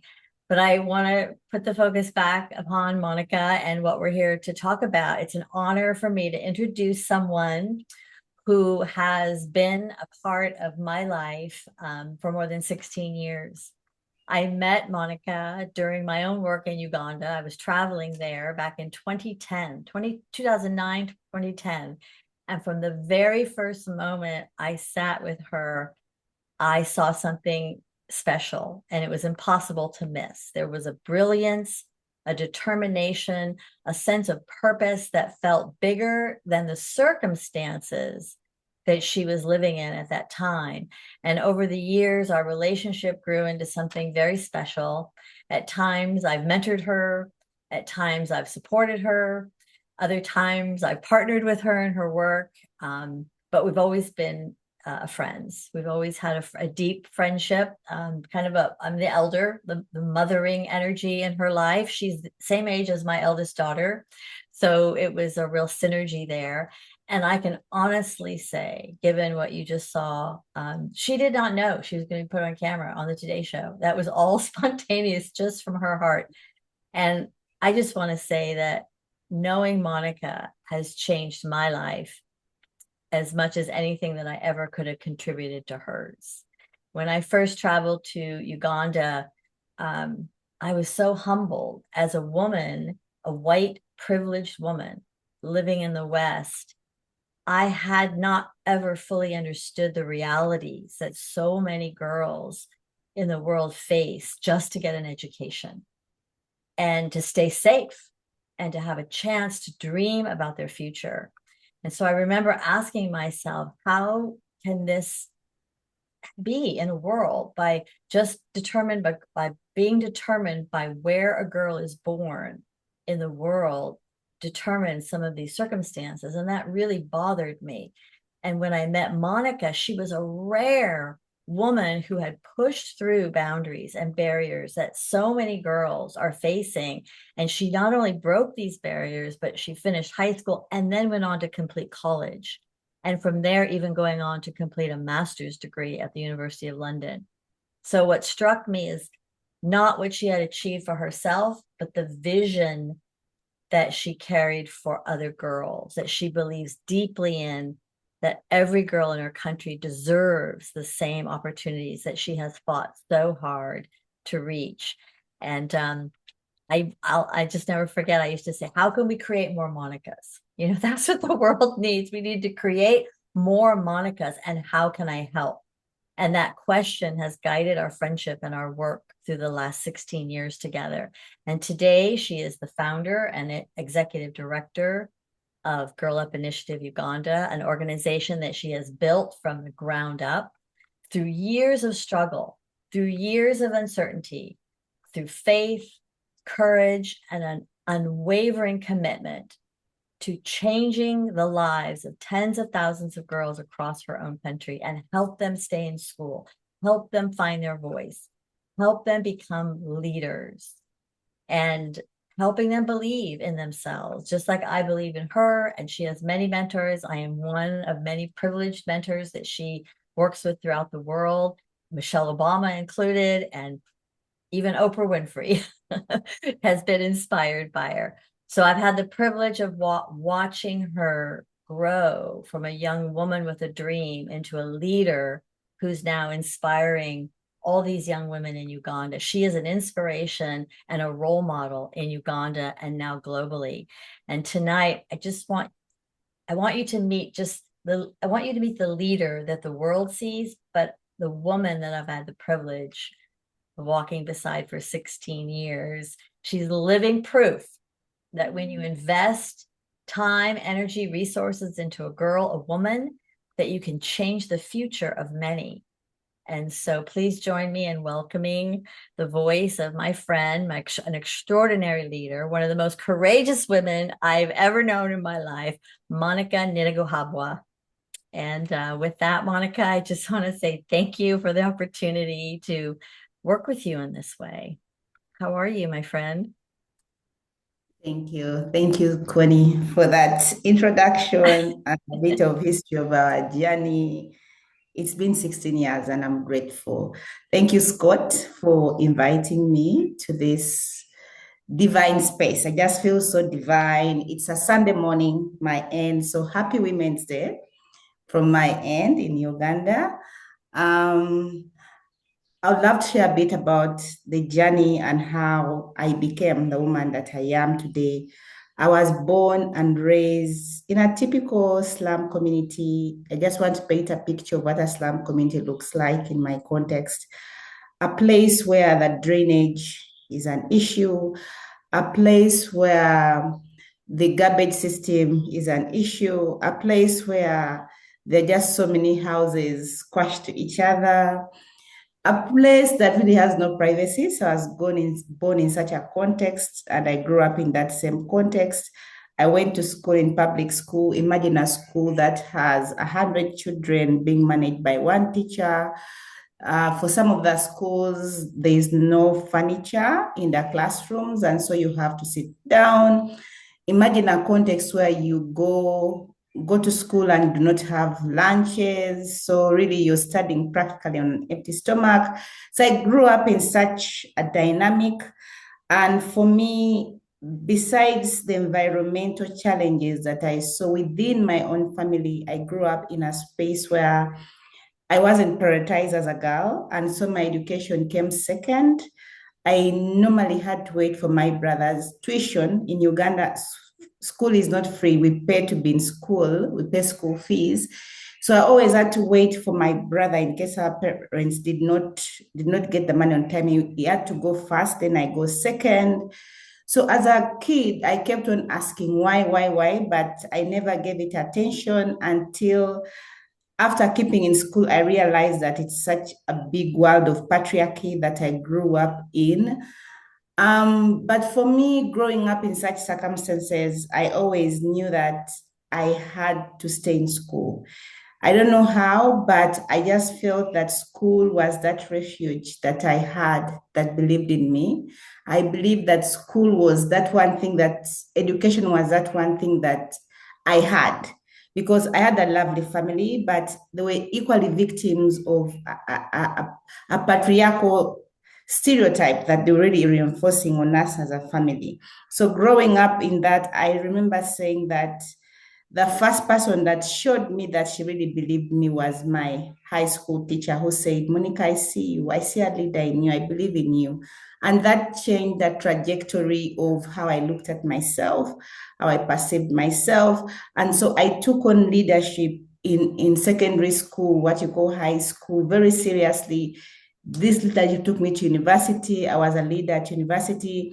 I went and pursued education. I was able to analyze the contextual issues around violence, around patriarchy, around gender, and around why I grew up in a box. I grew up in a box where you're told you do not raise your hand talking to an adult, you don't raise your voice. Like I grew up in that box. And so for me, being in school helped me navigate ways of how do I break out of this bondage? How do I break out of this box? And so when I graduated out of school, I just told myself, enough is enough. I need to start a movement that will help challenge the negative stereotypes that myself suffered, but also what I've seen in my community. I remember always going back home from school, and I would find that the girls I went to school with in primary school, in elementary school, were pregnant, and they were mothers, yet I was in high school. So for me, it was about how do I just start a movement that will help challenge and say enough is enough. You can't continue treating girls as second-class citizens in this country. So I started Girl Up from a place of love and passion, but also from a place of pushing back and saying girls need space where they can be heard. They need space where their voices can equally be heard, whether it's at home, whether it's at school. And so we've grown the program looking at the girl as working around her social empowerment, but also now we've grown the program into an ecological system that you don't only work with the girl, but you work with the boys, because we need boys and men as allies. You work with the teachers to ensure that you create safer school environments for both girls and boys to thrive. You work with local leaders, because they're the same people who institute laws, but how can they be more of champions of girls' education, champions of ensuring both children are in school? And so this program was born out of my own passion, love, but now it's been a bigger institution that really champions girls' education in Uganda, but also influences global conversations around the world when it comes to girls' social empowerment. And that's how I met Michele Obama. That's how I met Oprah Winfrey. And I think for me, doing this work, I've always known that the divine has led me to this work. I don't think I would have made it all these years doing this work, because it's definitely challenging to raise resources.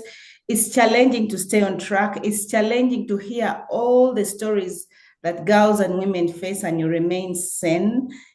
Everything is challenging. And so I believe that the divine has purposed for me to lead this work. And I'm so grateful for communities around the world, and Connie finding me as a young girl out of university, very naive, and just holding my hand and supporting me, encouraging me, saying, you can make it. We can have more and more girls trained, empowered, supported. And I've seen that in these last 16 years. I've seen girls come off the program and go to parliament and speak to members of parliaments, advocating for spaces to be carved for girls' voices to be heard in such high policy decision-making spaces.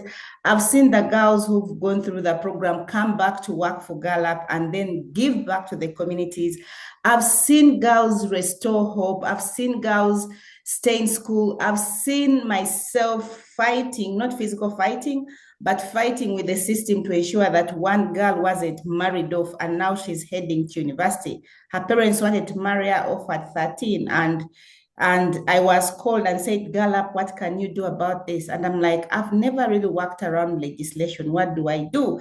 So I've seen the organization challenge itself to do things that we've never done, just to make sure that we create more safer communities and environments for girls to thrive in this world. So what brings me to this work is the fact that my teacher believed in me and she believed in my leadership, and therefore I'm hugely invested in supporting girls' leadership, because I know that every leader we create in a program is able to champion change in our own right, in our own life, in the life of our family, in the life of her community.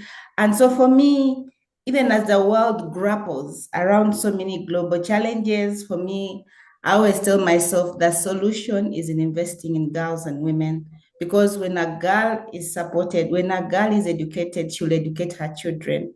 When a girl is educated, she'll support her family. When a girl is educated, she'll live an abusive marriage. When she grows, she'll live an abusive marriage and live a safer life. When a girl, I mean, there's just so much. When a girl is educated, we shall have safer health outcomes. So for me, I feel that the solution to addressing all the challenges we have in the world is starting from the feminine, starting with the girl, starting from working with a girl, later who becomes a woman, and this woman is able to be a leader that influences generations of leaders. But also I've come to learn that working with boys and men is such a sweetheart in a way that it helps us take care of so many milestones, because when you have generations of male and female and people are coming together in sync and addressing issues together, I mean, it's a beautiful world that I see possible. And that is really what brings me to this work. And so I just want to be grateful for all the women, all the men on whose shoulders I stand today, because as a leader, I won't say that I was born a leader, but I was nurtured. I could have had characteristics of a leader, but the right mentors, the right nurturing, the right belief from the communities has really helped me steward my leadership, and also supported me to say, how do we create more generational leaders that will come after us, that will come after me? How do we make sure that that leadership continues to flow in the younger generation, that tomorrow are the people that will be stewarding or in this place where I'm standing? So that's a little bit about me. I enjoy doing my work, that I'm happy to wake up very early just to talk about it and just to be in community with all of you. And I'm so excited to be part of this community. Thank you very much. It's early morning in Uganda, where Monica's coming to us from. So thank you for getting up so early. And when we met yesterday, you mentioned, I think you now have 34 or 35 women that you're employing. Can you share with our audience, because we're going to ask for people to donate in a moment. And so can you share with our audience a little bit about how that works? What kind of jobs and positions you're providing for young women in Uganda? And men. And men. Oh, good to know. Thank you. Yes. So we have 35 employees, only 10 are men. The rest are women. And it's very intentional for us to really carve out employment spaces for women. And these are women and men who have equally grown up in the same contextual issues. So they understand the issues, but they are graduates who have gone to school, graduated, qualified. And for most of them, Gallup has been their professional launchpad. And we've seen employees last up to a span of 7 to 10 years. Because when we come to do this work, we come as community, we come as family, because this work is tough already. So we do not operate as a typical corporation, but we operate as a family, because there are those values that we uphold. The values of spirituality is one of them, that every morning before we start work, we gather and we're able to say a prayer, and one of us has to lead us in prayer to start the day. But the values of family, the values of community, and that is what has helped me grow a bigger team. And besides working with girls in the schools, maybe let me talk about numbers. Every year, we reach at least 3,000 adolescents directly through our in-school programs, working with each individual throughout the year, appreciating who they are, appreciating their stories, journeying with them. And we also support some of the critical cases that we kind of get to establish as part of the relationship, and support girls who could have otherwise dropped out of school with scholarships. So we supported 511 girls last year with scholarships through primary school, secondary school, and we have about 6 girls in university. Our programs have grown that beyond the school, we also recognize that there are girls who took a non-formal pathway to education, which is vocational education. So we run a fashion and design house where girls are trained how to sew as seamstresses, and then we are able to refer them or link them to potential employers as we strive to make sure that beyond the skill, they actually have livelihoods. We've gone ahead to integrate apprenticeships for girls in mechanics to ensure that as girls take on male-dominated fields of practice, they equally have an organization that can help negotiate spaces for them to be employed.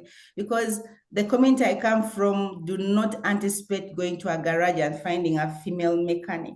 So we are trying to work with communities to challenge what they think and then offer apprenticeships for those girls, but also negotiate that they get hired in those places where they take on apprenticeships. So the program has grown bigger, but at least every year we are sure that we are able to reach 3,000 girls annually, directly working with them, knowing each story and transforming each life. Right, right.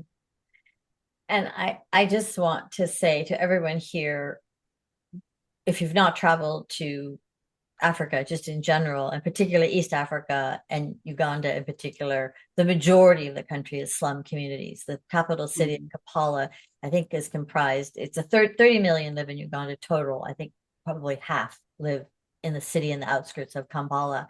And Monica's courage and her strength, her leadership, and the love that she has and holds for these girls reminds me every day that real change happens when someone doesn't look away, but stays to serve and keeps believing what is possible for these girls to have an education. And the primary and even the secondary high school education are no longer enough. We need to be training them and putting them in service. I'm wearing, by the way, one of the Missouri designs, one of the necklaces that her students purchase, and they're beautiful accessories, even for us Western women. But one thing I've always admired about you, Monica, as we close, is you face so many challenges that would have stopped many people. And yet you remain grounded, you remain so focused. Where does your strength, your purpose, and your faith come from? Is it the girls themselves, or, what keeps you motivated and going each and every day to stay the course and to show up every day for the work that you do? Because she's impacting literally tens of thousands of girls and families in her country and beyond. So what keeps me motivated, one, is God. I believe that God purposed for me to do this work in the world. And sometimes when I see organizations closing, programs closing, and we continue to show up every day, I say, God, this is you. The wisdom, the courage, that inner purpose comes from God. The other purpose comes from the girls. Every time I feel demoralized, demotivated, for some reason, a girl will come to me in the office, and there's a girl who loves writing to me letters. Every time she comes on holiday, this is one girl, I want to share her story. She was 13 and she was working as a nanny in a home. To be able to go to school, she used to do work as a maid. And so when she got into the Gala program, I think 7 years ago, yes, she had the program, but she was facing deeper rooted issues. So when she reached out for counseling and we talked to her, we got to know that beyond the lively girl in class, she's really facing so much hardships. When she got into secondary school, she dropped out, and immediately we picked her on for the scholarship program. She just has 1 year to get to university. And every time she's in boarding school, every time she writes for me sweetheart letters, she's like, if it wasn't for you, I wouldn't be going to university next year. You've kept my hope alive. You've restored me. So my energy comes from the lived stories of those girls. When I see a girl, when I see the progression, the transformation that our programs have had on each individual girl, I'm encouraged to keep on track. It's tough, but every powerful story reminds me that this is why the divine purposed you to be in this country to do this work. I would have been living maybe in California with you, Connie. I would have been maybe in London, but Right. there's just something that brings me back. I love to travel. I love to come and be in the US for some time, but there's just something that keeps me rooted in the ground when I see daily realities that are similar to the realities I went through. And being that Gallup is one of the outstanding organizations in Uganda that has stayed rooted on the issues of girls' education and empowerment, I'm like, you know what? It's no longer an organization, it's a movement. So wherever everyone is, you can be part of this movement, either as a girl, as a supporter, as a cheerleader. I mean, it's a movement that supports, that challenges all of us to be part of. Beautiful. Thank you so much. And people, all of you see speaking now, the Monica that grew up through these challenges, meeting world leaders, building partnerships. But the truth is, you know, the organization goes through trials, tribulations, and struggles each and every day. And the sheer determination that she has to keep things going. So tonight, we just really want people to understand that, you know, it's not just what you do. So it's just believing in, and it's what keeps us going. And so we want to turn something really beautiful here into changing lives. And this is our introduction. This is our gift. And Scott, we can't even thank you enough for giving us this platform to just share these stories, because girls are living on the other side of the world, and yet they need us and we need them. Trust me, we are calling them in as they are calling us in. So it is a partnership in every sense of that. So again, thank you. Absolutely. Well, let me show people. I want people to take a look at a pair of websites. Thank you. So for everybody watching on Facebook and YouTube especially, the primary website is girlupuganda.org. girlupuganda.org. And that's where you can really learn all about the various things that they're doing. There's the video we just watched about her being on the Today Show. And you can click donate right up here. So that's for those of you on Facebook and YouTube right now. Go to Scott, there's a separate link. I know. Okay, sorry. I get that. Trust me. Sorry. The thing is that other one is a very long website, which is hard for people watching on YouTube. Got it. The direct link to go to. So trust me, I know what I'm doing here. So I'm sorry about that. So again, for those on Facebook and YouTube, go to girlupuganda.org. Now, what Connie was so excited for us to recognize is that she took the time to put together a video, a special website just for us, just for the Global Peace Tribe. So for those of us who are in the YouTube or who are in the Zoom room, use the link that I put in. It's a little bit too long for me to expect anybody to memorize, but if you use the link right there that's in the chat box, and then go to that link and then click donate now. And I'm going to donate. I'm going to kind of get us off to a start. So I'm going to donate $100. You know, I'll put it in honor and memory of my beloved wife, Suchi. You know, today happens to be the anniversary of when we were married. So it's a good time for me to do that. I will continue and do the rest of this in a moment after we go to our next piece. So I want to encourage everyone, please do donate. Everything matters, and it's so important for us to support this extraordinary work that Monica is doing and that Connie is supporting. And again, thank you, Connie, for bringing Monica to our attention. Monica is now a member of the new generation of leaders for an awakening world, which is a synergy group within the auspices of the Evolutionary Leaders Circle. And the Evolutionary Leaders Circle was founded by Marianne Williamson and Michael Beckwith, and is something, of course, a lot of you who are regulars on this show have seen. A lot of my friends and colleagues that are part of the Evolutionary Leaders Circle. And now Monica is part of that group. So we're really excited about it. Thank you, Monica. Thank you. Thank you. Thank you, Scott. Thank you both. Thank you for getting up early for us. Thank you. Absolutely.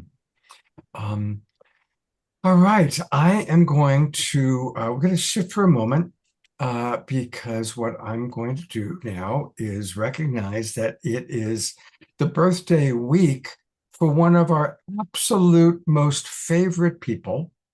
And I'm looking for her. There she is. It's Eleanor Joy, and it's her birthday week. And of course, Eleanor Joy has been with us for so long and is one of our most beloved members. And I think you know by now, Eleanor Joy, what I'm going to ask you to do is to share with the audience your vision for this new cycle around the sun that you're about to begin. And I'm going to ask all of us to hold that vision for you. And then maybe Omashar might be able to come up with a little birthday song for you. But I'm going to take myself off spotlight, put the full spotlight on you. Oh, Please share with the audience what you want us to hold, what vision you want us to hold for you. my main vision is simply to be present wherever spirit leads me and to allow divine light and divine love to flow through me. And I have so much fun with this. I just meet people on the street. I like your coat. I like your jacket, whatever. And everybody has a smile and we all feel good. Beautiful. Well, let's hold that vision and, of course, maximum grace for our Thank beloved you. Eleanor Joy, for radiant health and fulfillment, support, and love coming to her in all sorts of wonderful, wonderful ways. Happy birthday. And here is our beloved Omashar. May the road rise up to meet you. May your troubles melt away like morning dew. I'm going to have to change something here because the key's too low. Here we go. There we go. That's nicer. May the road rise up to meet you. May your troubles melt away like morning dew.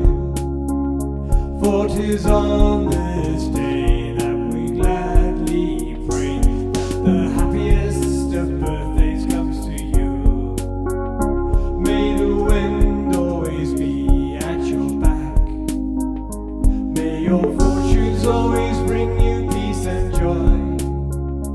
For 'tis on this day that we gladly pray that the happiest of birthdays comes to you. So to you, whoops, hold you in our hearts and minds so dear. For 'tis on this day that we gladly pray that the happiest of birthdays comes to you. Happy birthday, dear Lenore. Happy birthday to you. For 'tis on this day that we gladly pray that the happiest of birthdays comes to you. For 'tis on this day that we gladly pray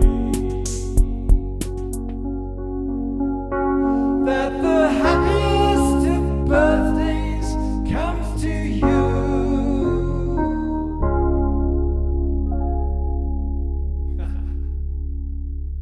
Fantastic. Thank you, Omashar. And we're going to go to gallery view and let's all send lots and lots of love to our beloved, dearest, dearest, dearest Eleanor Joy. Maximum grace. We are going to go into some Global Peace Tribe announcements. In a moment, my good friend Katrina Valancourt and I are going to share a little bit, but we have a celebrity in the audience. We have the wonderful Swami Steve and his beloved wife. As I always like to say, behind every great Swami, there is a Trudy. A true delight. She's a true delight. So, Delight. So welcome, beloved Steve and Swami. And I know you've got a couple of announcements to share. well, first of all, I really wish we'd been on a little earlier to say something about Michael Stillwater. You know, what you're doing here tonight, you're essentially honoring the past and you're helping bring forth the future. So this is really cool.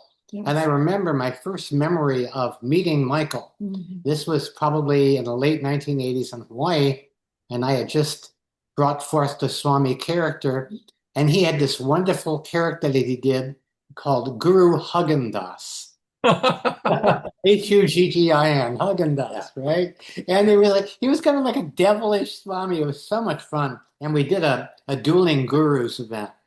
And Trudy and I have moved up to Ashland, Oregon, and we were so looking forward to his visit up here, which was supposed to be at the end of this month, March. And so it's even more poignant to be that close to being that close to him and having this happen. So I just wanted to honor him with that story about his amazing sense of humor. And the other thing is that we're going to be doing a program, Scott and I and the Swami, on what other day but April Fool's Day. And it's a full moon. So we're calling it a full moon celebration with Swami Beyondananda delivering a State of the Universe address, which happens every April Fool's Day, along with an announcement for his presidential campaign to create political climate change, warmer hearts and cooler heads. Beautiful. And we're going to, of course, on April 1st, do an Awakening World show highlighting this. And you also have something happening at the Sunrise Center. And we do have some of our friends who are in the Bay Area. So you want to talk about that a little bit? Yeah, on Saturday, April 4th, we're going to be doing a program called Beyondananda and Beyond. Stand up with Swami, sit down with Steve, and the Swami will answer your questions and you'll question his answers. That's part of the first part of the program. And then I'll come back and we'll talk a little bit more about the great upwising, where we wake up, wise up, grow up, and show up. And then on Sunday, Easter Sunday in the afternoon, we'll be doing a program called Defying Gravity, How Levity Lifts You Up in Unfunny Times. So this is a participation, it's a play shop, it's a way that hopefully you'll be able to bring more healing laughter and love to your community, the world at large and the world at small. You don't have to be a comedian, but you may end up one by the end. So hope you'll join us that weekend. Fantastic. And a reminder, you can find all things Swami at one of my favorite titles for a website, so perfect for him, wakeuplaughing.com. And boy, in these times, we do need to wake up laughing, don't we? So we need to wake up, that's for sure. And laughing is one of the best ways to do it. Absolutely. Steve, it's always wonderful to be with you. Hello, Trudy. Thank you for taking such good care of our favorite Swami. And someday I'll do a dueling one with you, because for a long time, I've had Swami snatch of the dollar. So we'll have to do a dueling Swami someday.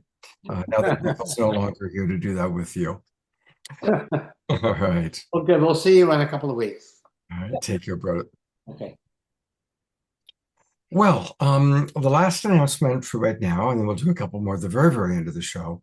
But I just want to let everybody know about something that I'm really excited about. You always hear me say at the beginning, I'm Love Coach Scott, but I don't talk that much about my love coach reality. But it's a big part of my reality. And I mentioned, actually, my wife's been on my mind a lot today, because today's the anniversary of when we were married. And of course, as many of you know, she passed away quite a while ago. And when she passed away, my best friend, Katrina Valancourt, and I decided to start the Love Coach Academy. And for me, at least, it was very much in honor of her, recognizing that I'm grateful for the years that I did have with her and wanting to support people to have the best relationships they can while they can. And since starting it, between Katrina and I, we've coached well over 1,000 couples and families and several thousand individuals. And we have decided that we are going to teach a course. And we both have done a lot of teaching, but it's the first time we've done this course together. And it's a course in relationship mastery. all about strengthening our communication, deepening connection, and we'll be providing tips, tools, and practices. It's going to be a 12-week course on Saturday mornings at 9 o'clock Pacific time, starting in early April. And I'm going to let my good friend and colleague, Katrina, tell you a little bit more about it. I'm so delighted that we're going to be teaching this course again. Really, one of my very favorite memories is of doing an in-person workshop weekend. So certainly we're also looking at when we can make that happen, using these very tools. And of course, both Scott and I have gained a lot of experience, and we've also increased our tool set over these last, oh goodness, 14 years. But what I can say about these tools is they are absolutely transformational. They will empower you to shift your relationship to yourself, becoming more self-loving with everyone else, whether it's your intimate relationship, your friends, your family, people you work with. You'll find tools and methods that will support you to be able to stay in a place of centeredness, clarity, confidence, compassion, and presence with the other person, so that you're able to be present to whatever situation they're going through as well. And from that space, be able to navigate win-wins as a way of life.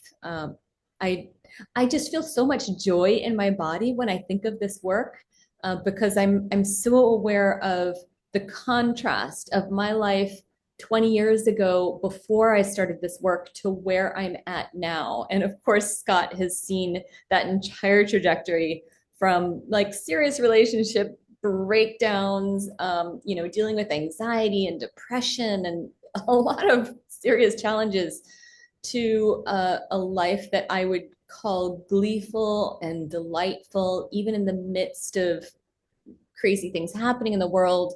There's a way that we can anchor our joy, anchor our gratitude, and really be of service in a way that's nourishing. And I just can't even tell you what a gift that is. So I'm really looking forward to everybody who's going to join us, so that they can join in that gift of being able to empower love in yourself and in all the lives around you. Well, thank you so much. We will, of course, I'm going to be sending out some emails to all of our subscribers about this. And I want to thank our Global Peace Drivers that came to, we did a little introductory, our first introductory today, this morning, and a lot of our Global Peace Drivers were there. So thank you for joining us. And more to come. And in the chat box are the links to where you can learn more about it. And Katrina, I love you so much. Thanks for popping in. My love to your husband, Stephen, for letting us have a little bit of your time here. And I'm glad you got a chance to meet Monica and the amazing work she's doing. Yes. And we're going to roll right into, it really is about turning it over to the women. Look at the amazing female leaders we've seen today. Khadijih, Tatiana, Monica, and now I get to introduce Katrina, and now I get to introduce another woman that I just have so much respect for. You've seen her on the show before, those of you that are regulars, and I am, of course, talking about Hannah Bourke. I had the joy of watching Hannah do this wonderful show a few weeks ago that some of us went to. And actually on Wednesday, March 18th, we're going to see a significant segment of that show. But tonight, I'm going to ask her to share a little bit about her journey, just as we heard from Tatiana, Khadijih, Monica, about some of the challenges they've faced that have shaped them to become the women that they are. Likewise, Hannah also has quite a story. So I'm going to ask her to share a little bit of that. And then we have a beautiful video that Hannah has produced and is her music as well. But welcome to the Awakening World, Hannah. And thank you for waiting. I know it's been a little bit of a long show so far.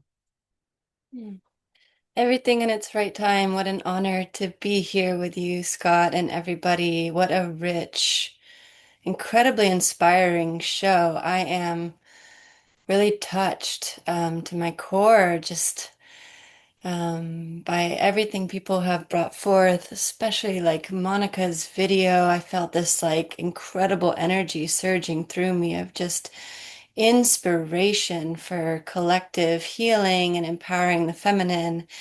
And that is such a meaningful and important aspect and element of my personal life and the work that I'm here to bring forth. Work feels maybe not the right word, but truly like soul aligned mission. My path, I have walked through really early life, intense darkness, deep trauma that left me incredibly disconnected from myself from a young age, and just no real lineage, no real pathway for how to get reconnected to myself, to understand through compassion what was going on through me. And I now understand that as my soul's journey through the underworld. That was the initiation for me to rebirth myself, remember how to heal myself through all realms and dimensions of reality. Um, I I really truly honor this spiritual principle and connection to the God Source, Divine Mother. Holy Father has been present, guide as well, but mostly my North Star has been the Divine Mother, who I affectionately call Sophia, but I welcome all names of God. And um, yeah, she has definitely been my guiding light in remembering there is a much grander, bigger picture unfolding on this planet that we are all a part of at this time.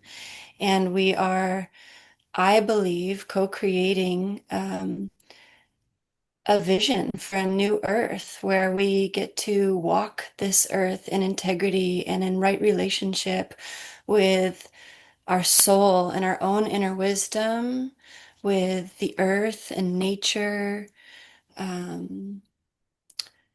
with each other, and with the divine. And it's a deep process of remembrance.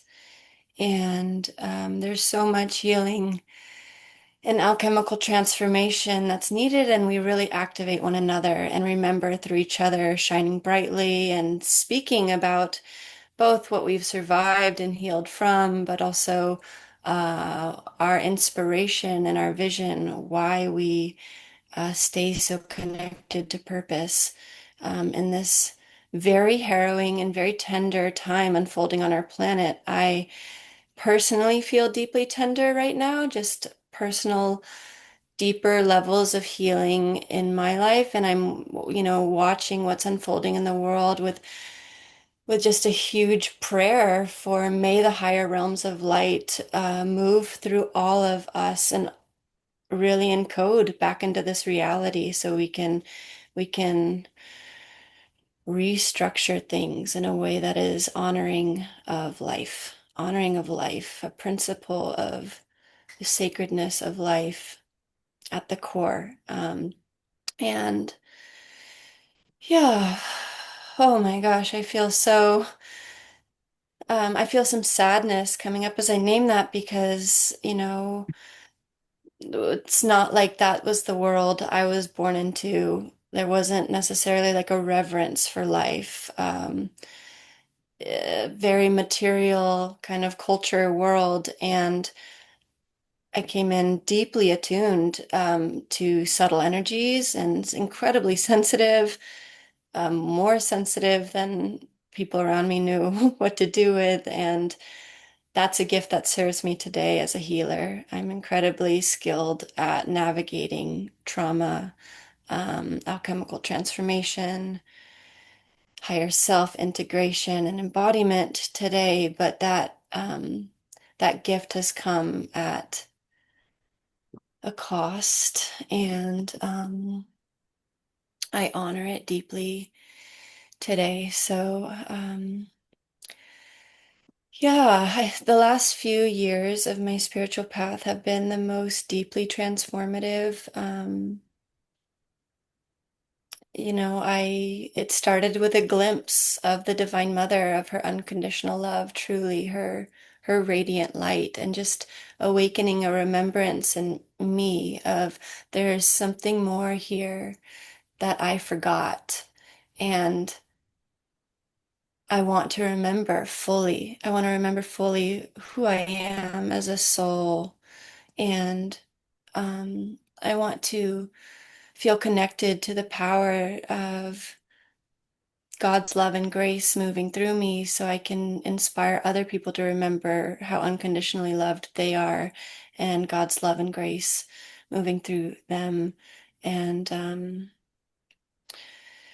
yeah, I am excited to share a work of art that I created in these last couple of years. It was a song that came through me in 2020.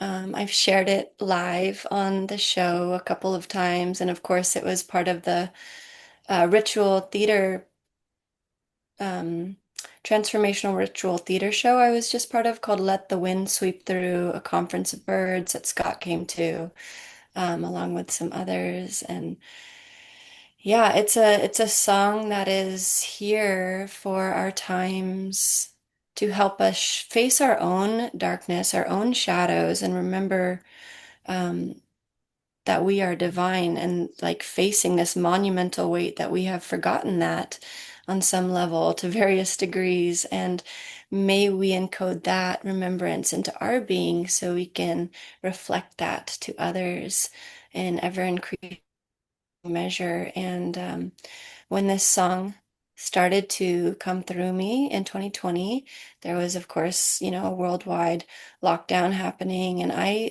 really sought refuge and sanctuary in nature. I would go out to the mountains. I would go out to Bolinas and Stinson and like the California coast and just walk.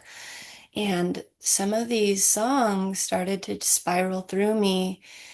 And I remember when Humble Like the Jungle started to come through me, I could feel this rhythm moving in me as I was like climbing these rocks at the end of the beach. And I started to feel the lyrical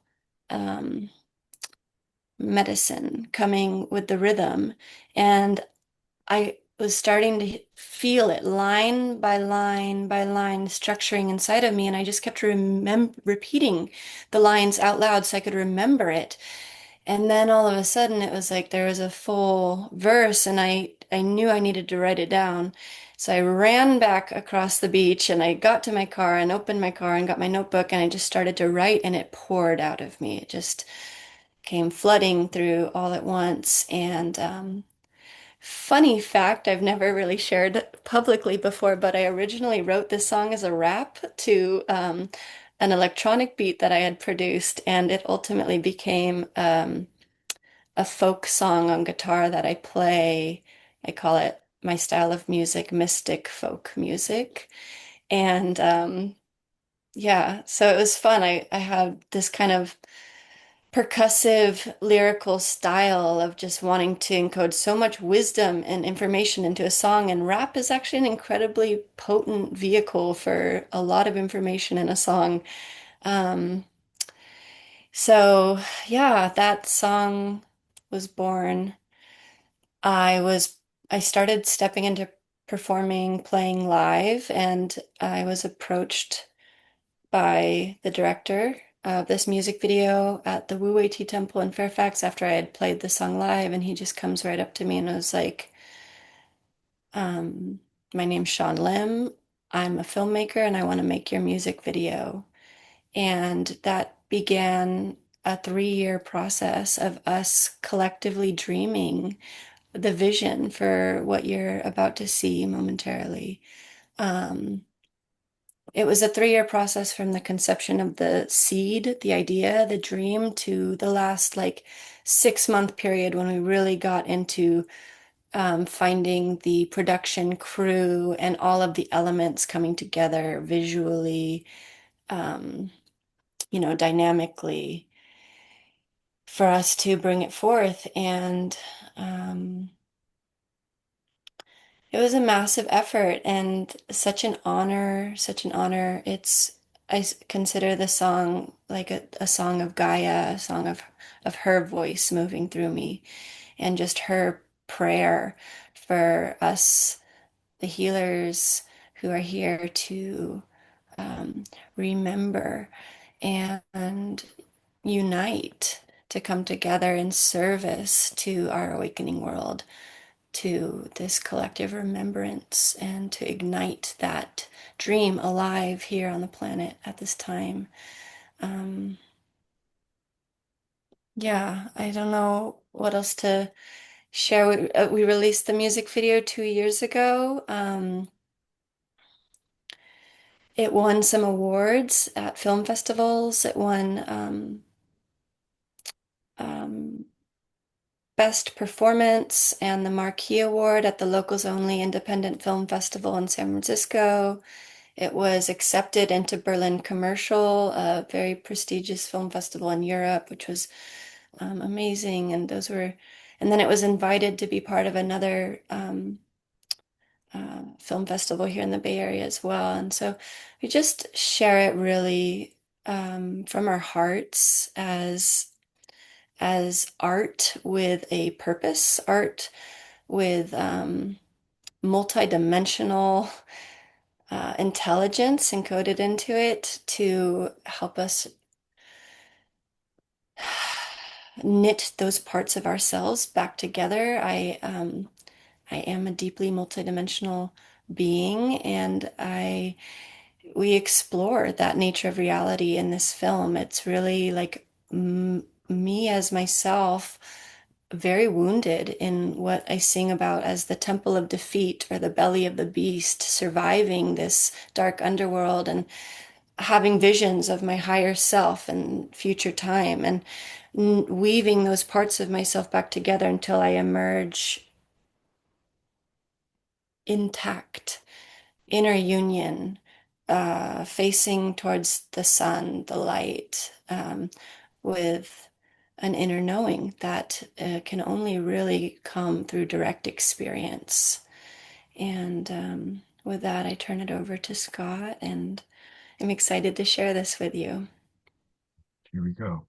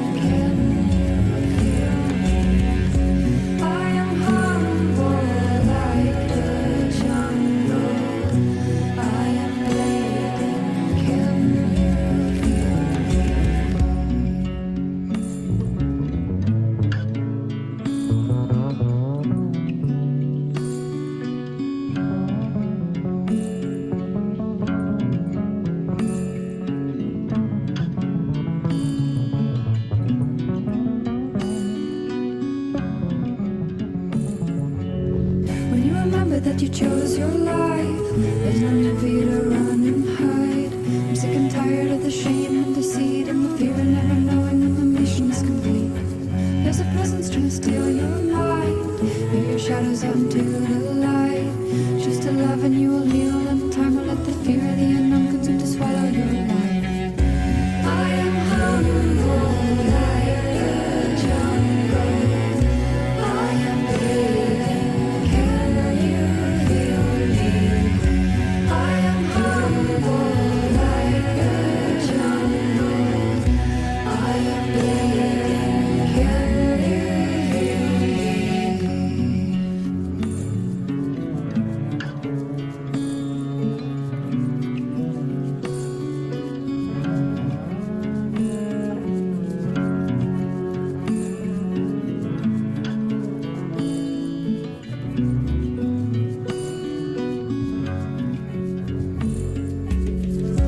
I am a never-ending song of the morning star. The situations rearranging all that you think you are.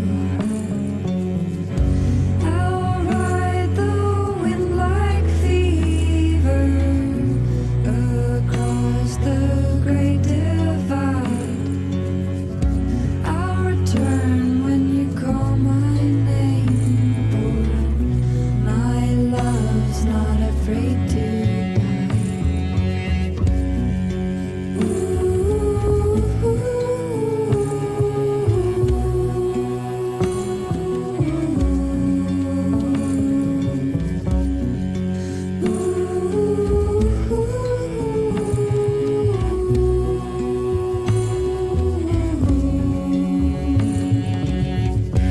I am humble like the jungle. I am breathing. Can you feel me? I am humble like the jungle.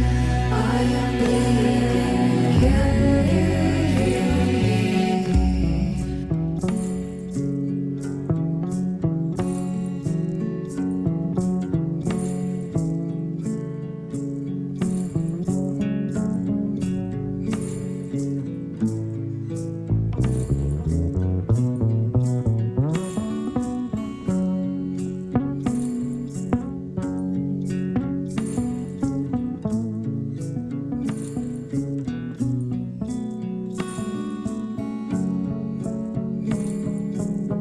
Holy Ghost, I'll make you proud. Yeah, you know I heard you crying out loud. I was born in the belly of the beast, in the middle of the night, in the temple of defeat. I am here cause you called my name. Knew the demon tried to snuff your flame. Cold desire, let the fire burn in me, for the elemental nature of my soul is flying free. Fuck this hell and all the damage done. Mother knows that the war's been won. Now's the time for the healers on the run to steady up the beat and the rhythm of the drum. Meditate, let it all arise. Celebrate every tear in your eyes.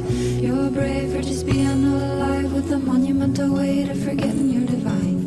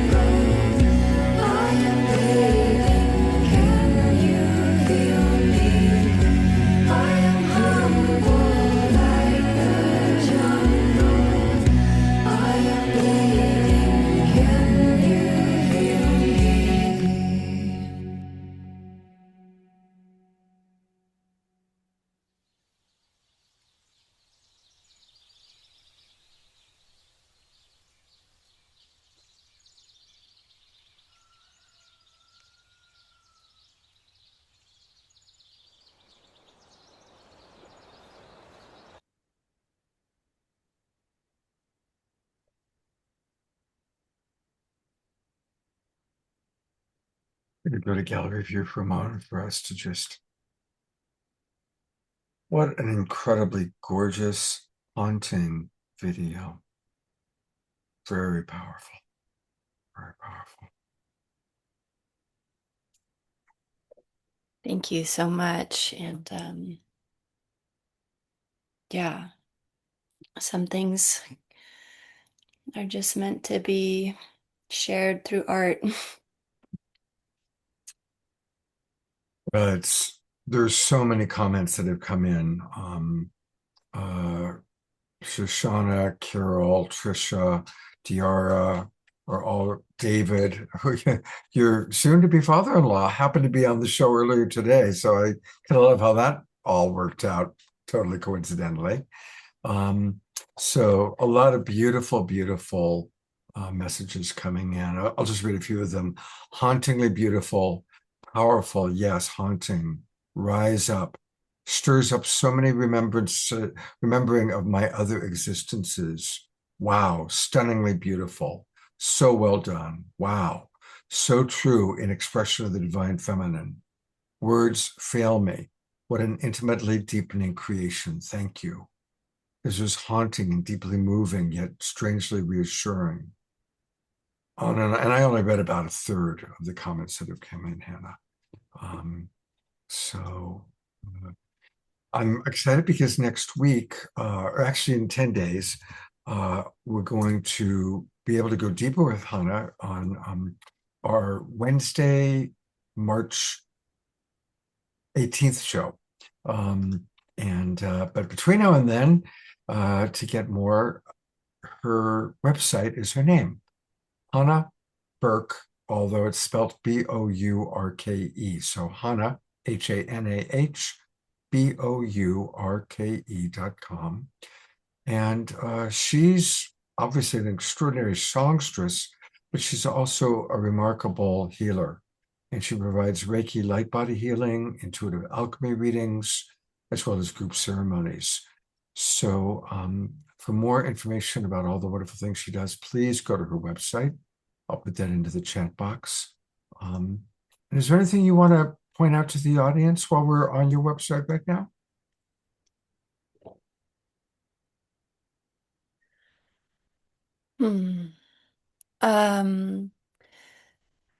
Well, the main thing that I'm holding right now is I work with people in one-on-one capacity deeply. And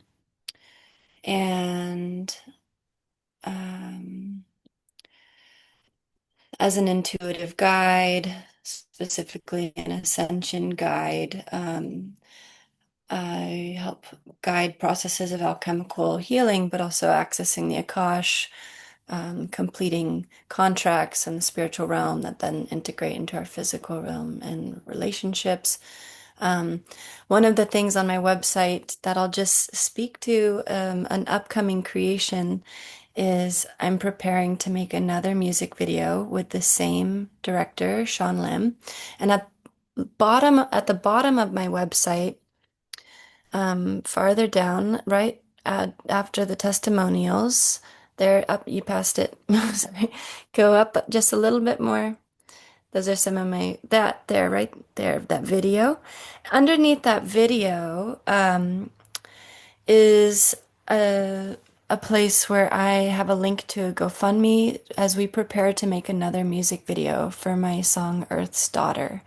And this is going to be a video that explores what the healing, the transformational healing can look like in the world once we have, knitted that process inside. What does that look like when Divine Feminine Christ Medicine then creates impact in the world, and to restore right relationship by first doing that deep inner work in herself and then bringing that into the community and the collective. So that will be our next project. If you feel inspired, you can explore my website and want to donate to support that. We are going to be underway with that in the next year or so.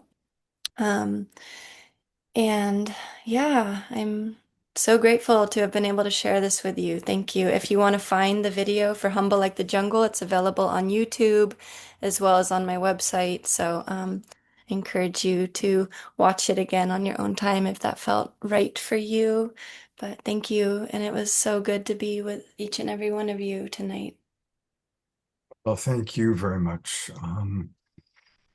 It's so inspiring, the incredible creativity of you and the other extraordinary women that we've seen tonight. And I look forward to many, many more times watching you grow, watching all of you grow and evolve, and doing our best to support you through the process. Thank you for being with us this evening. Mutual support. You too, Scott. Thank you so much. Yeah. And Hannah is also part of the New Generation Synergy Group within the Evolutionary Leaders Circle. All the women that you saw tonight are so. All right, I need to look at the agenda to see what's next. I'm kind of so blown away. It's prayer time. And so that's good. It gives me a chance to take a little break because I'm going to turn it over. I don't think Desiree is here tonight. So I'm turning it over to our beloved Tiara. Thank you, Scott.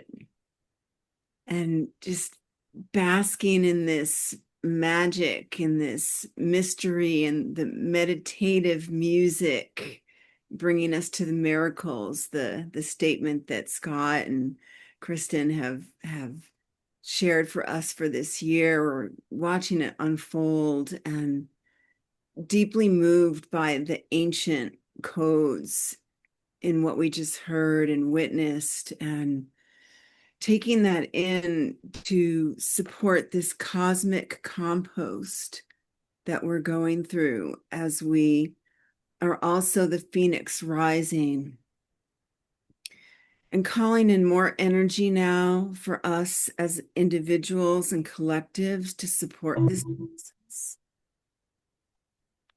And just breathing that in and carrying this magic into our next activities, whether it's rest or work or play, creation.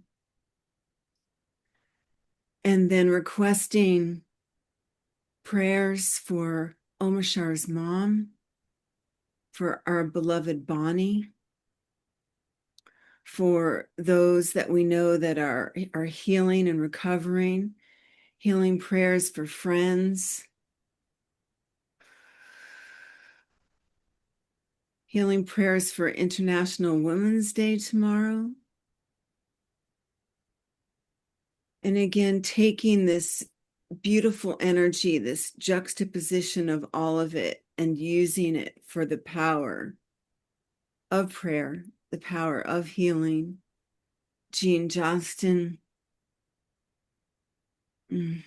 for everyone here in this beautiful global peace tribe and beyond.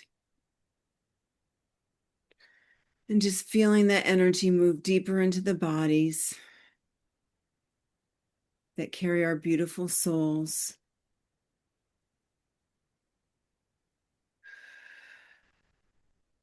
And just adding in more love to those tender places. And we may notice that we're moving from fragility into the tenderness that builds into strength. And we send this love and light out to all those places that may not have access in the way that we do through our technology, through our privilege. And we're so grateful for the work that we get to witness being done in the world. Connie and Monica.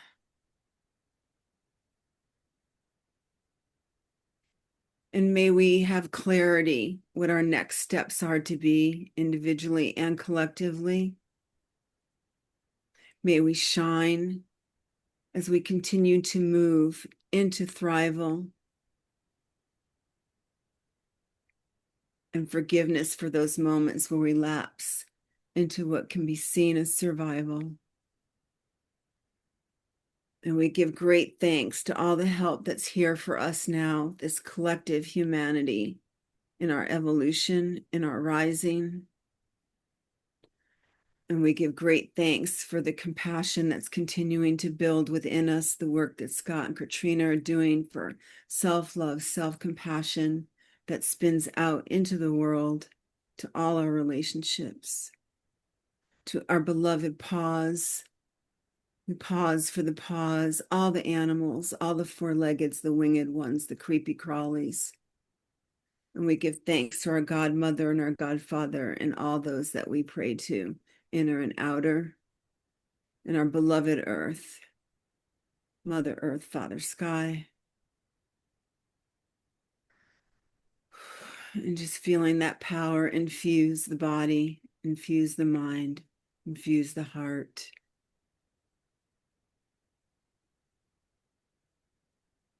And surrounding us all with more love, more light, more laughter. Our beautiful Swami and Trudy. And thank you, Scott, for being the world bridger that you are. And continuing to hold the sacred space for us.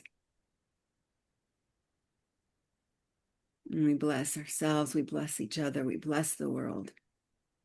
And we say, and so it is. And so it is. Noticing in the chat box prayers, again, prayers for Bonnie. Thank you so much. We love you, Bonnie. Shoshana praying for Jean Houston. Karen S. requesting healing prayers for her friend Al. And yes, prayers for International Women's Day. And of course, prayers that this new war that has begun this week, may whatever is possible to calm it down, water onto the fire of the war, water onto the fire, no gasoline, water onto the fire that is burning in the Middle East right now and all around the world.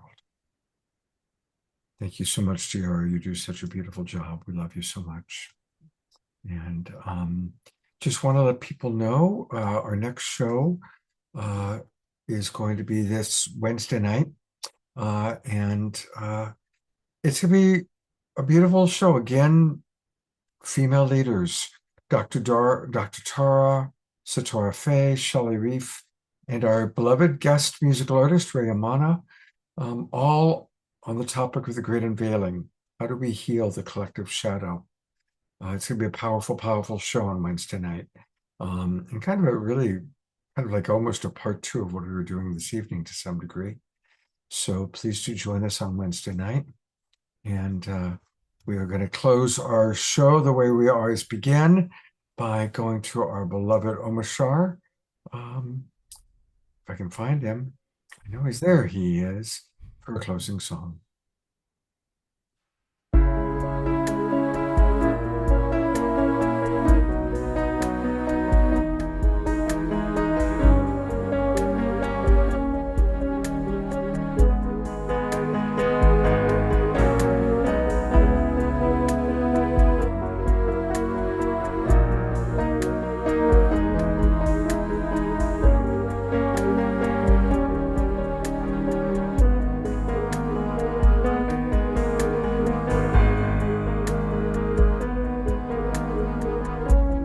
Nothing in my life's the same. It seems my world is falling into the dust that gave it birth. Empty feelings find me deep in contemplation, waiting for the rise of Mother Earth. And we all know what we've come here for, and we all feel that our hearts are true, and together we will make it home, and we'll trust to love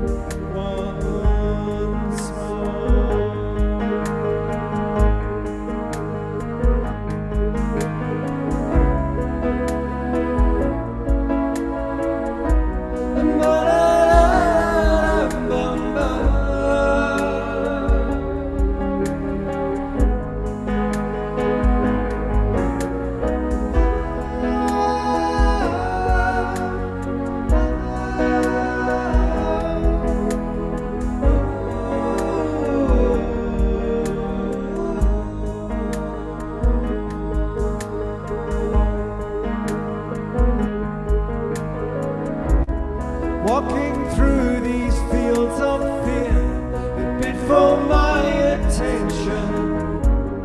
I don't live here anymore. I surrender to the flow that gives me new direction. All there is to do is trust and fly. And we all know what we've come here for. And we all feel that our hearts are true. And together we will make it home.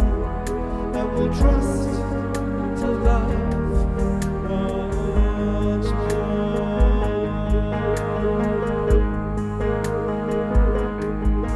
And we all know what we've come here for.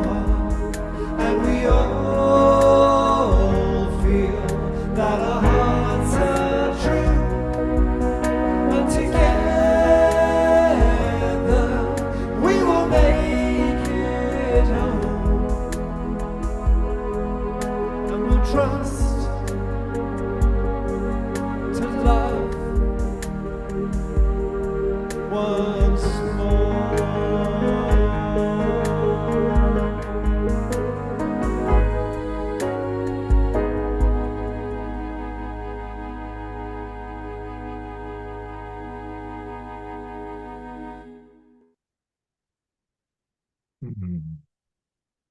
Thank you, Michele. As always, the perfect song to conclude what's been a beautiful evening. And I really want to encourage everybody, please do support at least one of the organizations you saw today. The Pause Wellness Center, the Girl Up in Uganda. It's really important for us to provide support, even if it's just a few dollars, but take the time to do that.